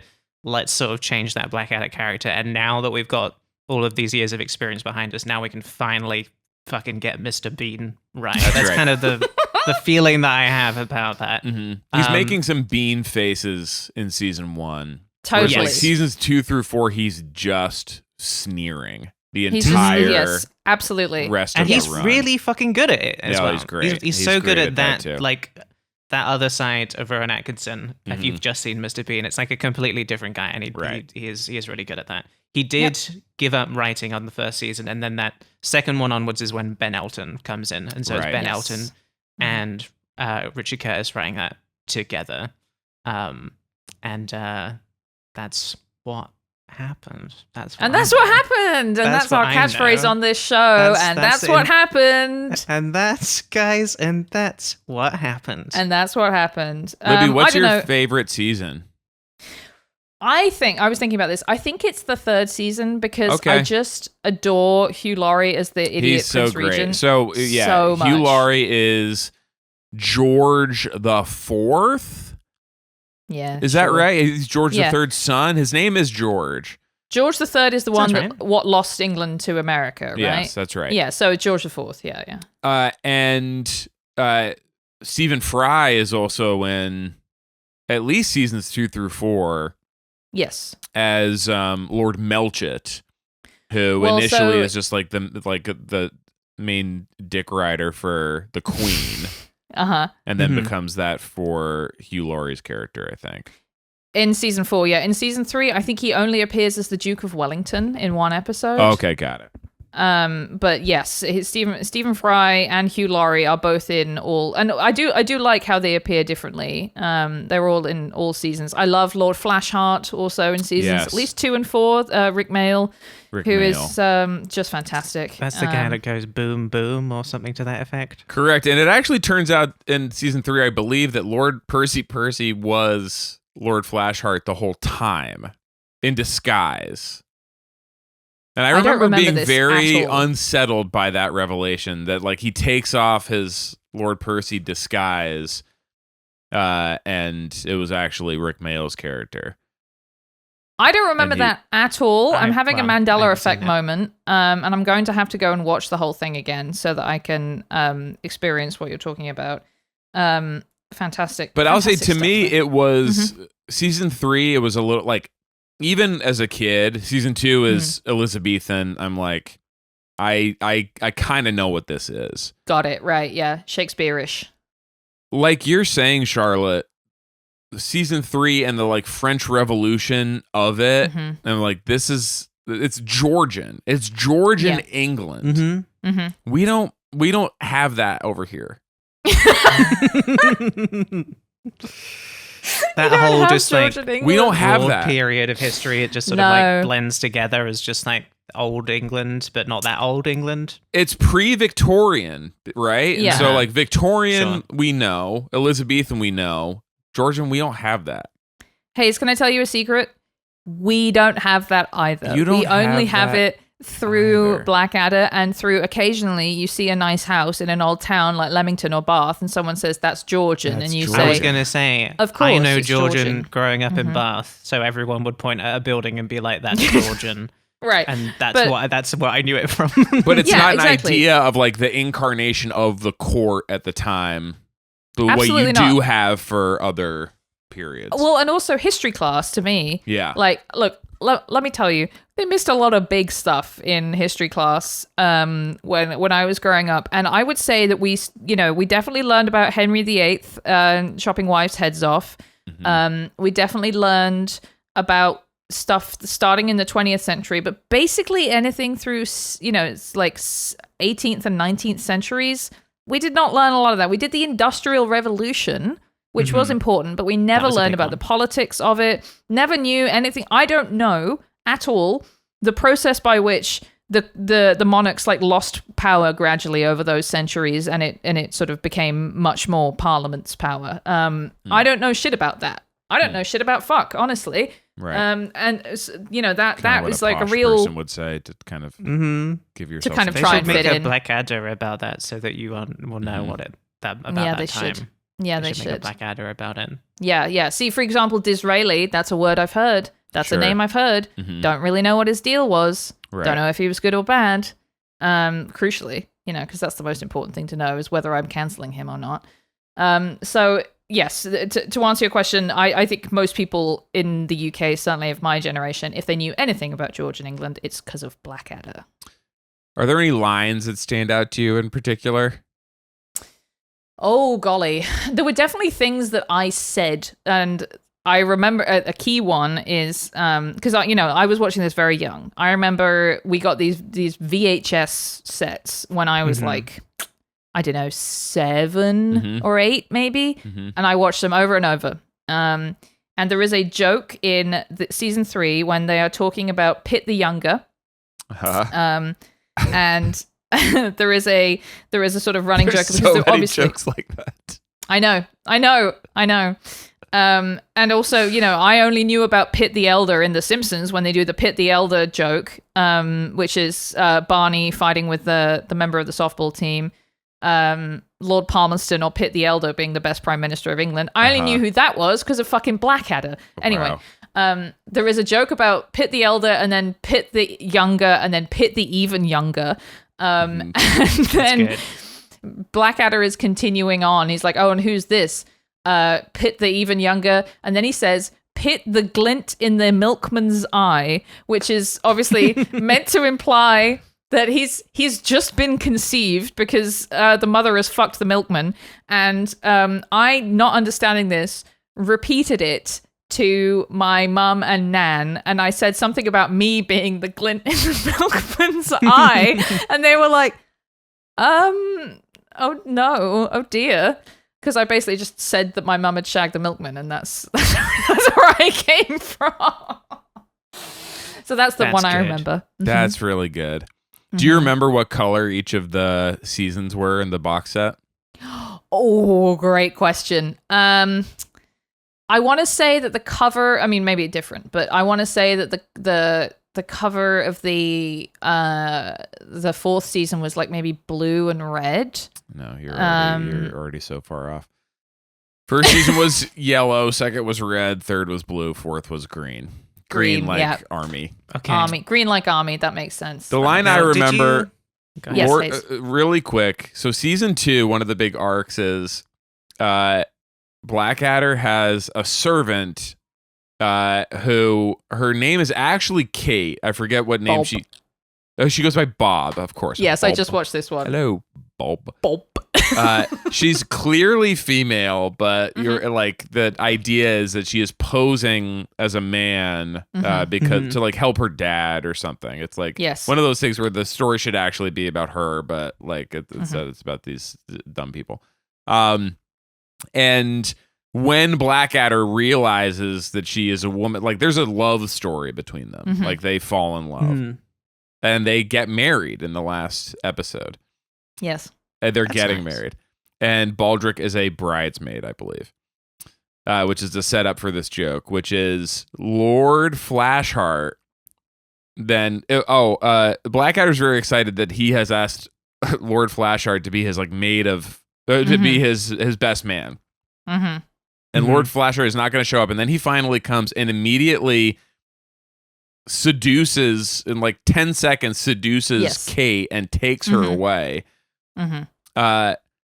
But at some point he says to Baldric, Baldric hands him something and he says, "Thanks, bridesmaid. Like the beard. Gives me something to hang on to."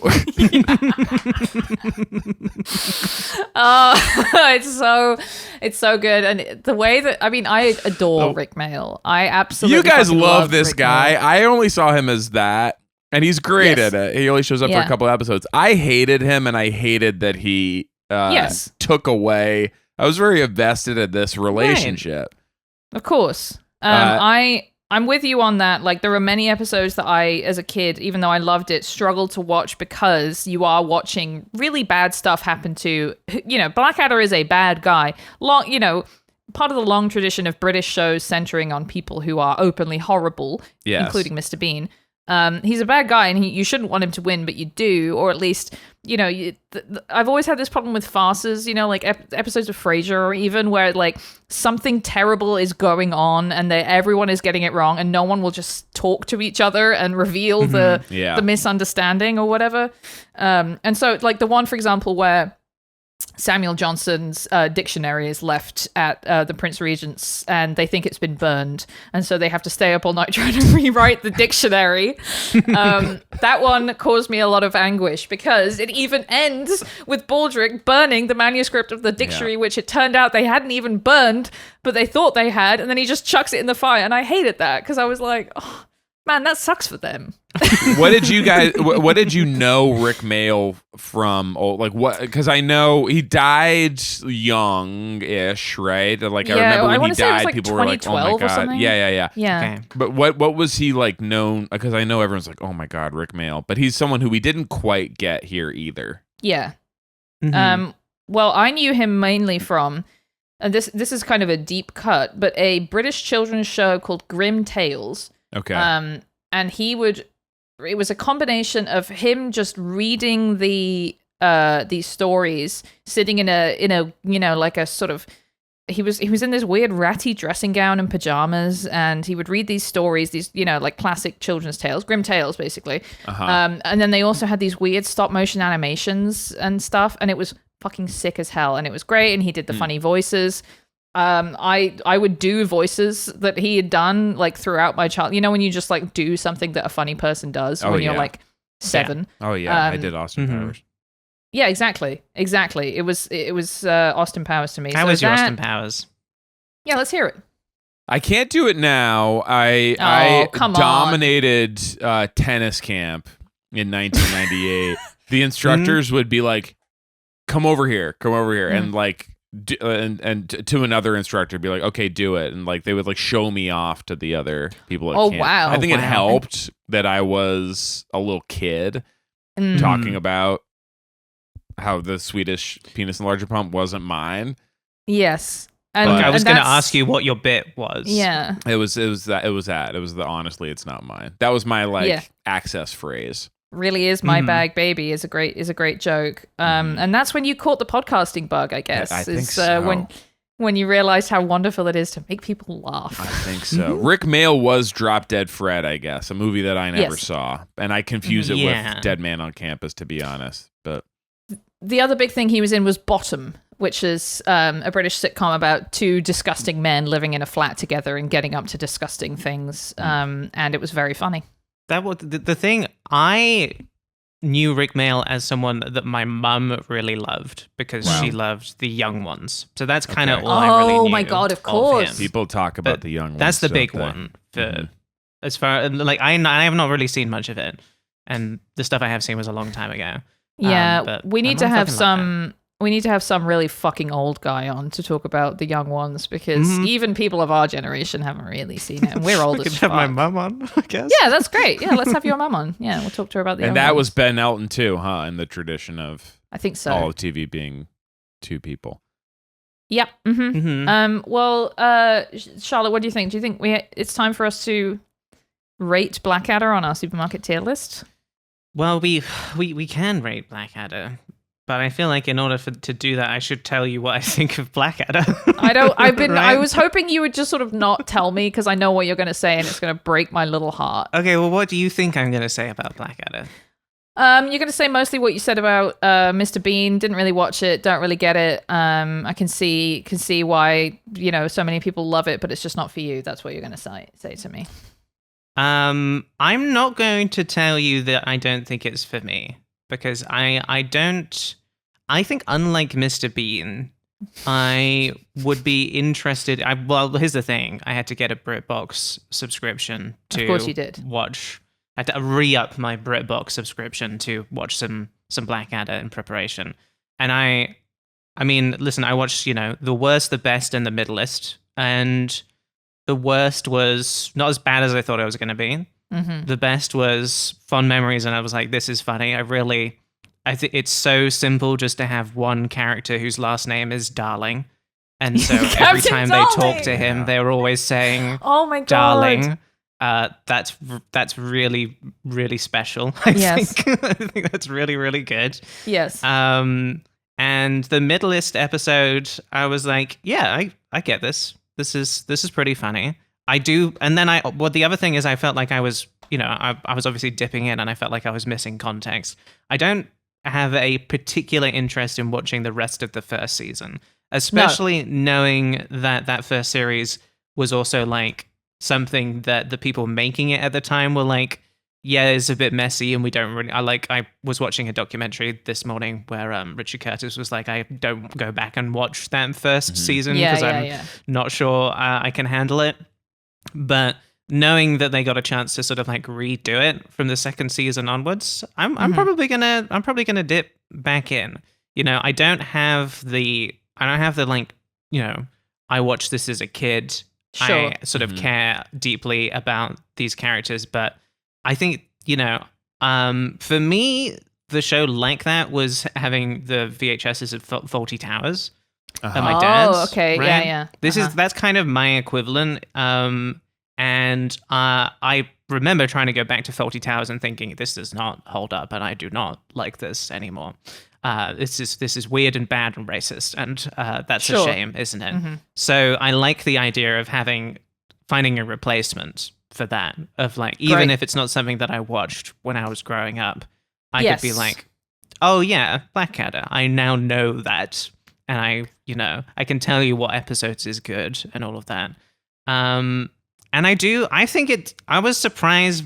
I remembered that final episode where they go over the top at the end, and the way that it's sort of like, it's jokes and jokes and jokes, and then Hugh Laurie's character just being like, I'm actually quite scared.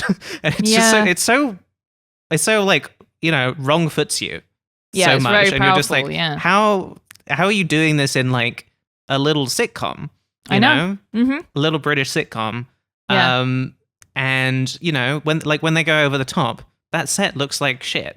But it's still because they are so close to the backdrop that's supposed to look like the fields behind them. But it's still got me. I was like, they do that thing where they slow fade to the poppies, and I was like, yeah, man. It sneaks up on you, and I was like, this is actually really good still, and I understand.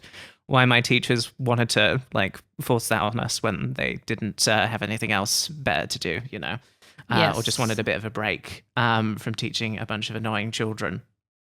That's great news for me, Charlotte. So I'm really happy to hear it. Now there is like one little thing I want to add to this, which is that if there's anything I don't like about Blackadder, it is the in your face Oxbridgeness of it. I think. Like it is annoying to watch people who had lots of money and privilege be funny in a way where sometimes it feels like you are sort of also showing off about how funny and smart you are. That is a feeling that I get watching it.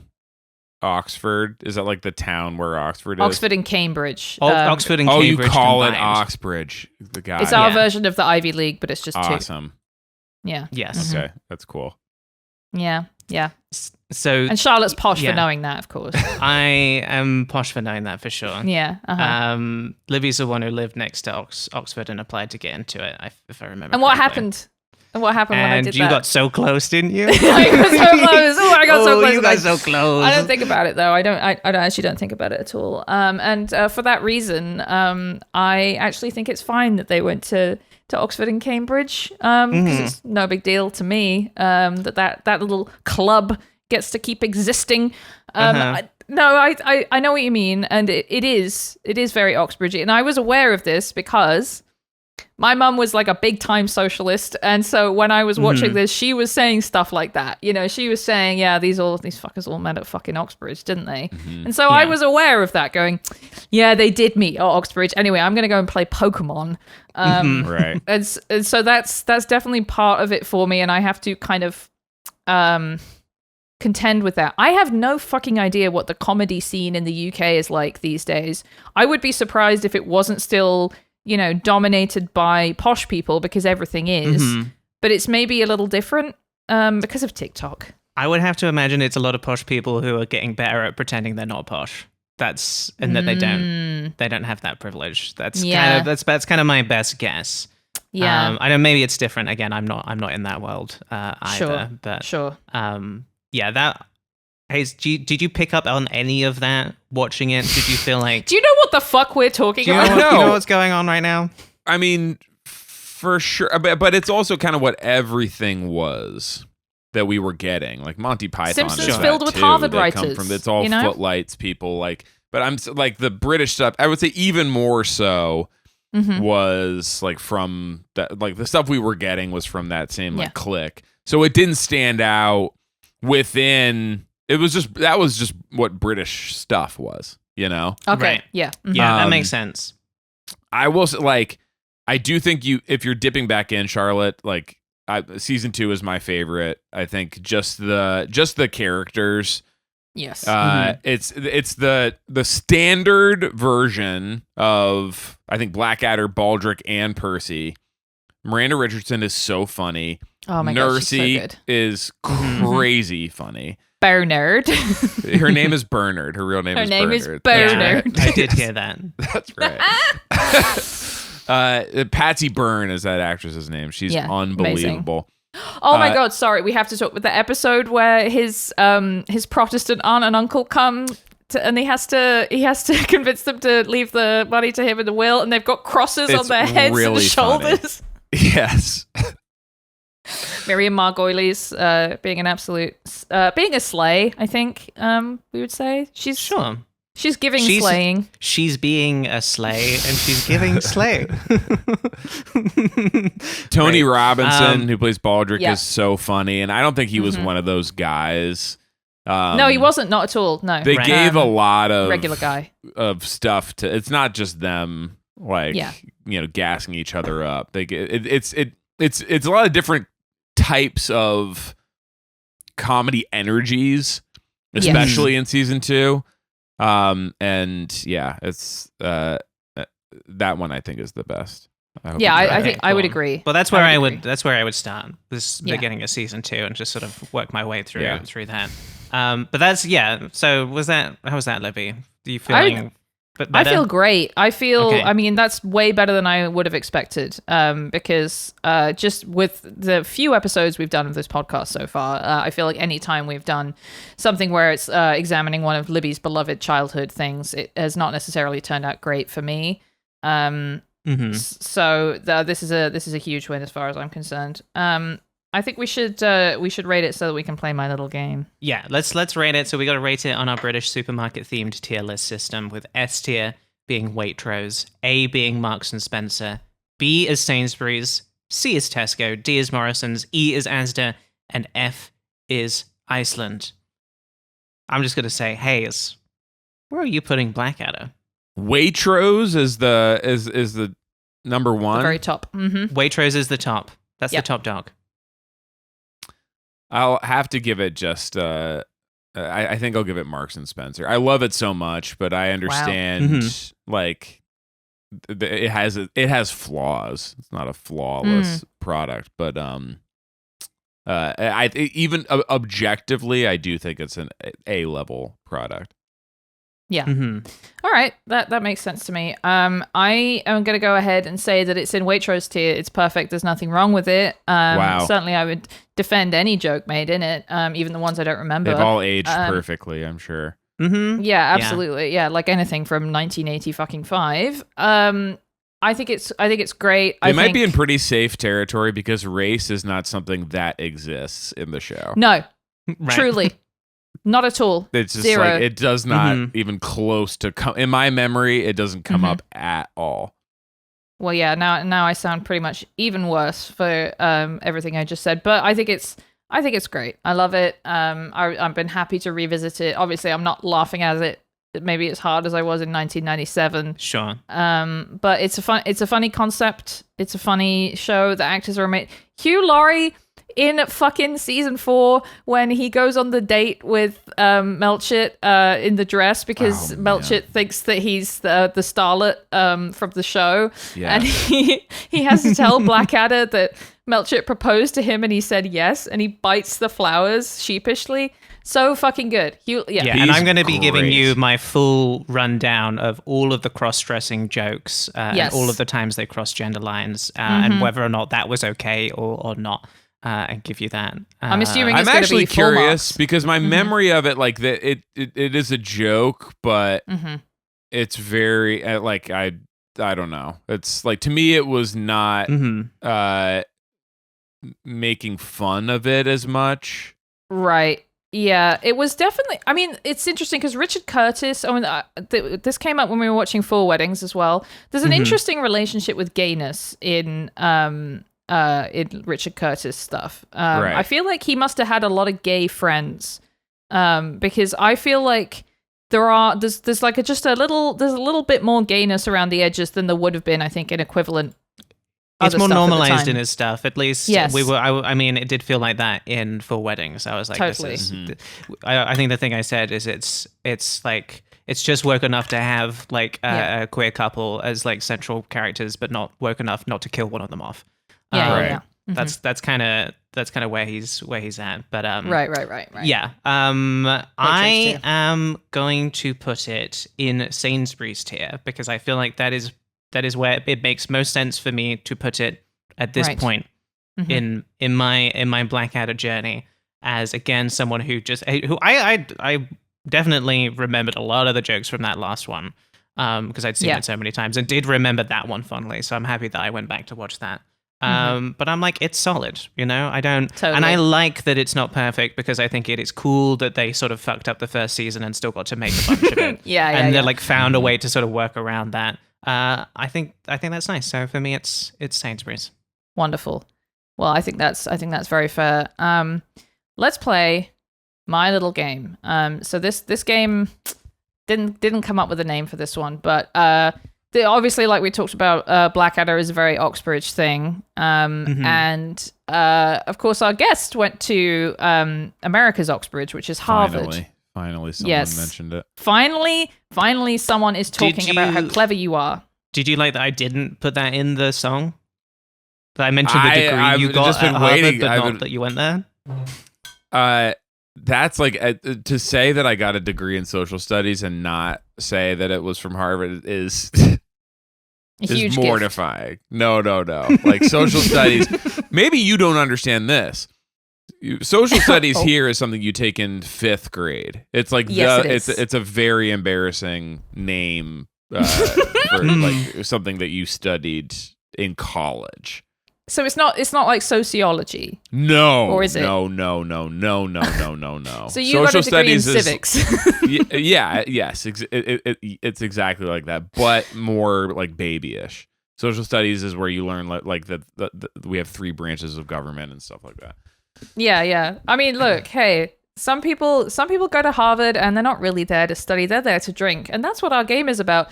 I'm going to give you some alleged traditions or stories about a drinking club. And you're going to tell me whether the drinking club is from Harvard or Oxford. Okay. Charlotte, would you like to... We call them final clubs. They do call them final clubs. And I have to ask, were you in any of the final clubs? No. All right. So the first one... is this from an Oxford club or a Harvard club? Refusing to drink out of anything other than 18th century silverware. Charlotte, what do you think? Harvard or Oxford? Just real quick, shout out to Libby for the wonderful graphic design once again in the game. Only available at the Watch All This Then tier on our Patreon.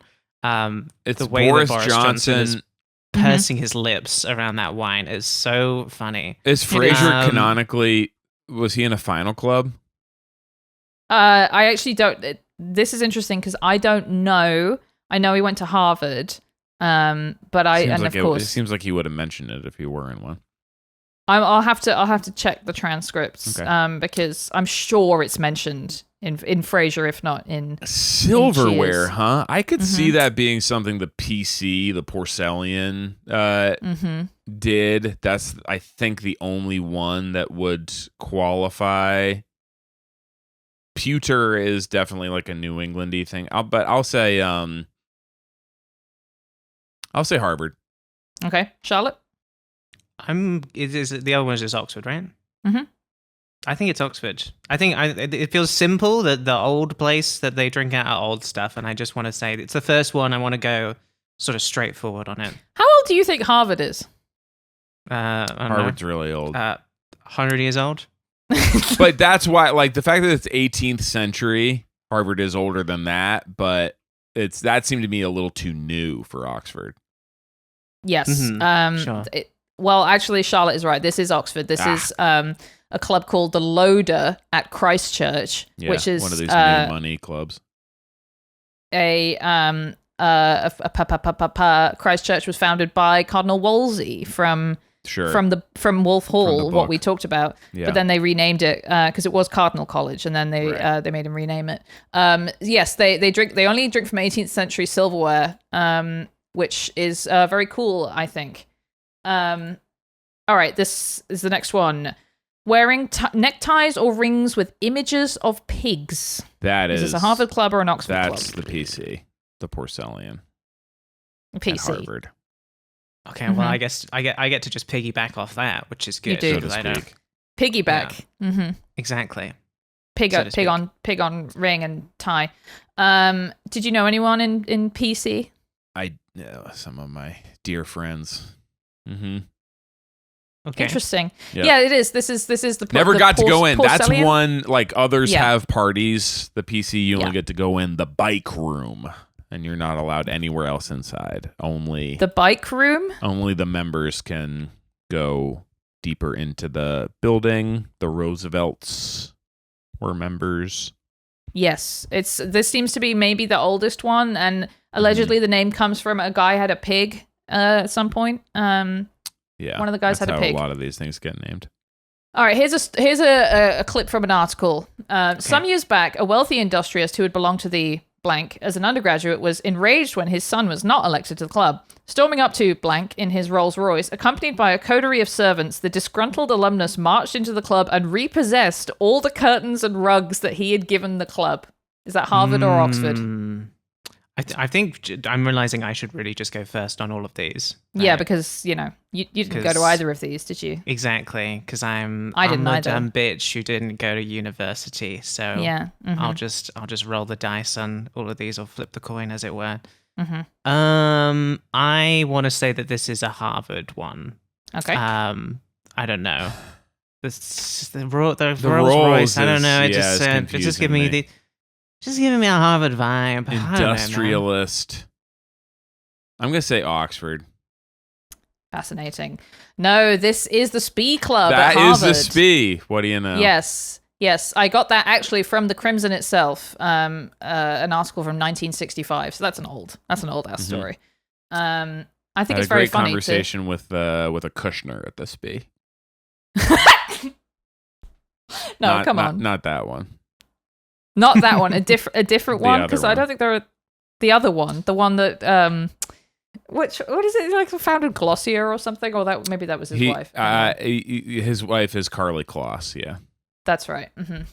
Glossier. All right. Which is it, Harvard or Oxford, that had a club that invited male students to participate in a fox hunt party in which the female students had to, quote, evade mauling before, quote, eventual capture by the huntsman? Charlotte. Well, the fox hunt is a very British thing, and I guess it could be funny for people at Harvard to be like, let's do our own version of this. But I do think, for me, this is probably just an Oxford one, I think. Okay. We've got a club called the Fox. Okay. Shout out Bill Gates. Member. Shout out Bill Gates. And Shout we've out been Bill saying Gates. that. Mhm. Yeah, we've been saying I that met on him. this I want to show. say that Okay. he and is it possible that he and Ballmer met there? I don't know if Steve Ballmer even went to Harvard. I forget. I don't know. However, I'll say Oxford. Yes, this was Oxford. This was the Nice. Black Signet Club at St. Hugh's, which is a band club that still continues to exist. And it was roundly rejected and castigated for this disgusting thing. They did meet in the Fox. We wouldn't have Windows today if not for the Fox Club. If not for the Fox Club. People And I try think and the Fox take Club these might have things been... down. I read a lot of Harvard Crimson articles about the clubs that were originally all male having to let in women, and it apparently has been a long-running issue for the last, 10 years or something, and I think the Fox Club might have been one of the ones that was... It's one of the first. Fox and the Spee Yeah. were the two Yeah. first. Fox and the Spee. All right, was this a Harvard club or an Oxford club that had their former president of the club was fired from his job after he was alleged to have hired a replica SS uniform for a bachelor party? Charlotte? Bachelor party. Well, maybe they were like beating it up or something for the party. You know? Classic bachelor party activity is to throwing tomatoes at it. set a piece of paper that says racism on it on fire. Less than the specific kind Shut up, of Pat. universities, I'm just kind of going like, is this a thing British people would do or American people would do? Yeah. And it's tricky because a lot of racism on both sides. I think I'm going to say Harvard on this one, though. I'm leaning Harvard. I'll say Oxford again. This was Oxford. This was the King Charles Club, and it was a Tory MP who got sacked from the Tory government because he had allegedly hired a replica SS uniform for a stag party. I changed the verbiage so that it was American. Where one of the guests was filmed saying, "Let's raise a toast to Tom for organizing the stag do, and if we're perfectly honest, to the ideology and thought process of the Third Reich." Just classic stag party banter, saying, "We love the Nazis. Here we are in our Nazi uniforms. Isn't that funny? Someday we should do an episode about the way that rich British people keep dressing up as Nazis as a joke." Really interesting. Also, Charlotte, this might mean something to you, but probably not to Hayes. This club was, for his entire life, bankrolled by Peter Stringfellow, who was famous for owning a chain of strip clubs in the UK and being just a sort of disgusting fucker. Lovely. They have Allegedly. isn't it a stag party in Blackadder where he wears the tit earmuffs? No, but it's very similar in vibe. The tit earmuffs is in the Protestant Aunt and Uncle episode where he has been challenged by Melchett to a drinking contest. And he he's trying to accidentally have that. wears the tit earmuffs in front of his exactly. Yes. Can I just say, yeah. I'm so happy that you brought us Blackadder because it's just lovely to see the two of you getting on so well. You know? You're so happy. Oh, we both like this TV show. Yeah. Remember that thing from Yeah. the TV show? Oh, That's It's what nice. it's for. A Warms whole my bonding heart. exercise for Hayes and me. All right. Which one is it? Allegedly, if you don't make your first million by 30, they give it to you. Is this a Harvard club or an Oxford club about which this rumor exists? Charlotte? Who's saying this? Sorry. Oh, Allegedly, it is a thing about this club that if you don't make a million currency by the time you're 30, they just give it to you. I want to go Harvard on this one. I don't know. Yeah. I'm just going Harvard. I'm not going to explain it. I'm just saying Harvard. For the Porcellian, the rumor I heard was 40, so this must be Oxford.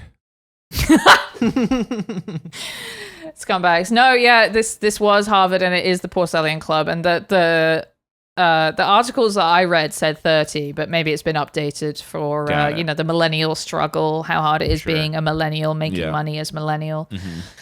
And finally, famous former member allegedly fucked a pig's head. Charlotte? That's Oxford.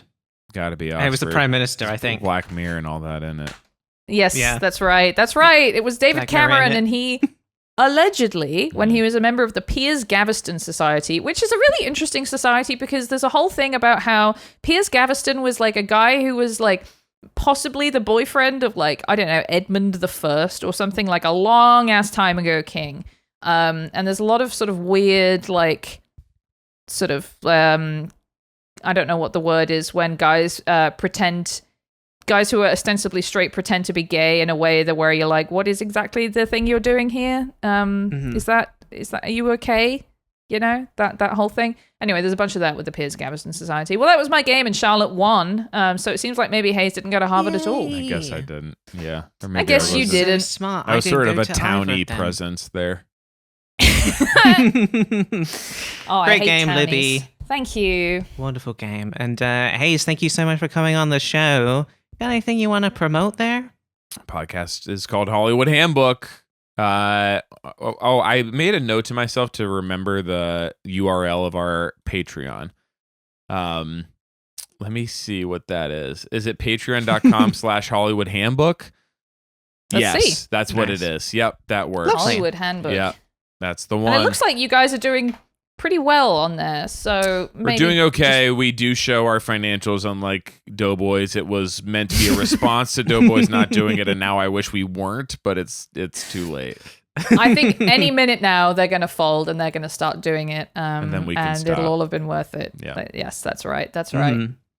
And on the off chance that if you haven't listened to Hollywood Handbook, Holly Handbook, Handbook. if you haven't listened to Hollywood Handbook already, you should listen to the episode that me and Libby are on. Ooh, Nice. look at that. Great We're on an starting episode of the point. show. Yes. I would start with I haven't listened to it myself, but everybody recommends the one where you guys listen to your Comic-Con.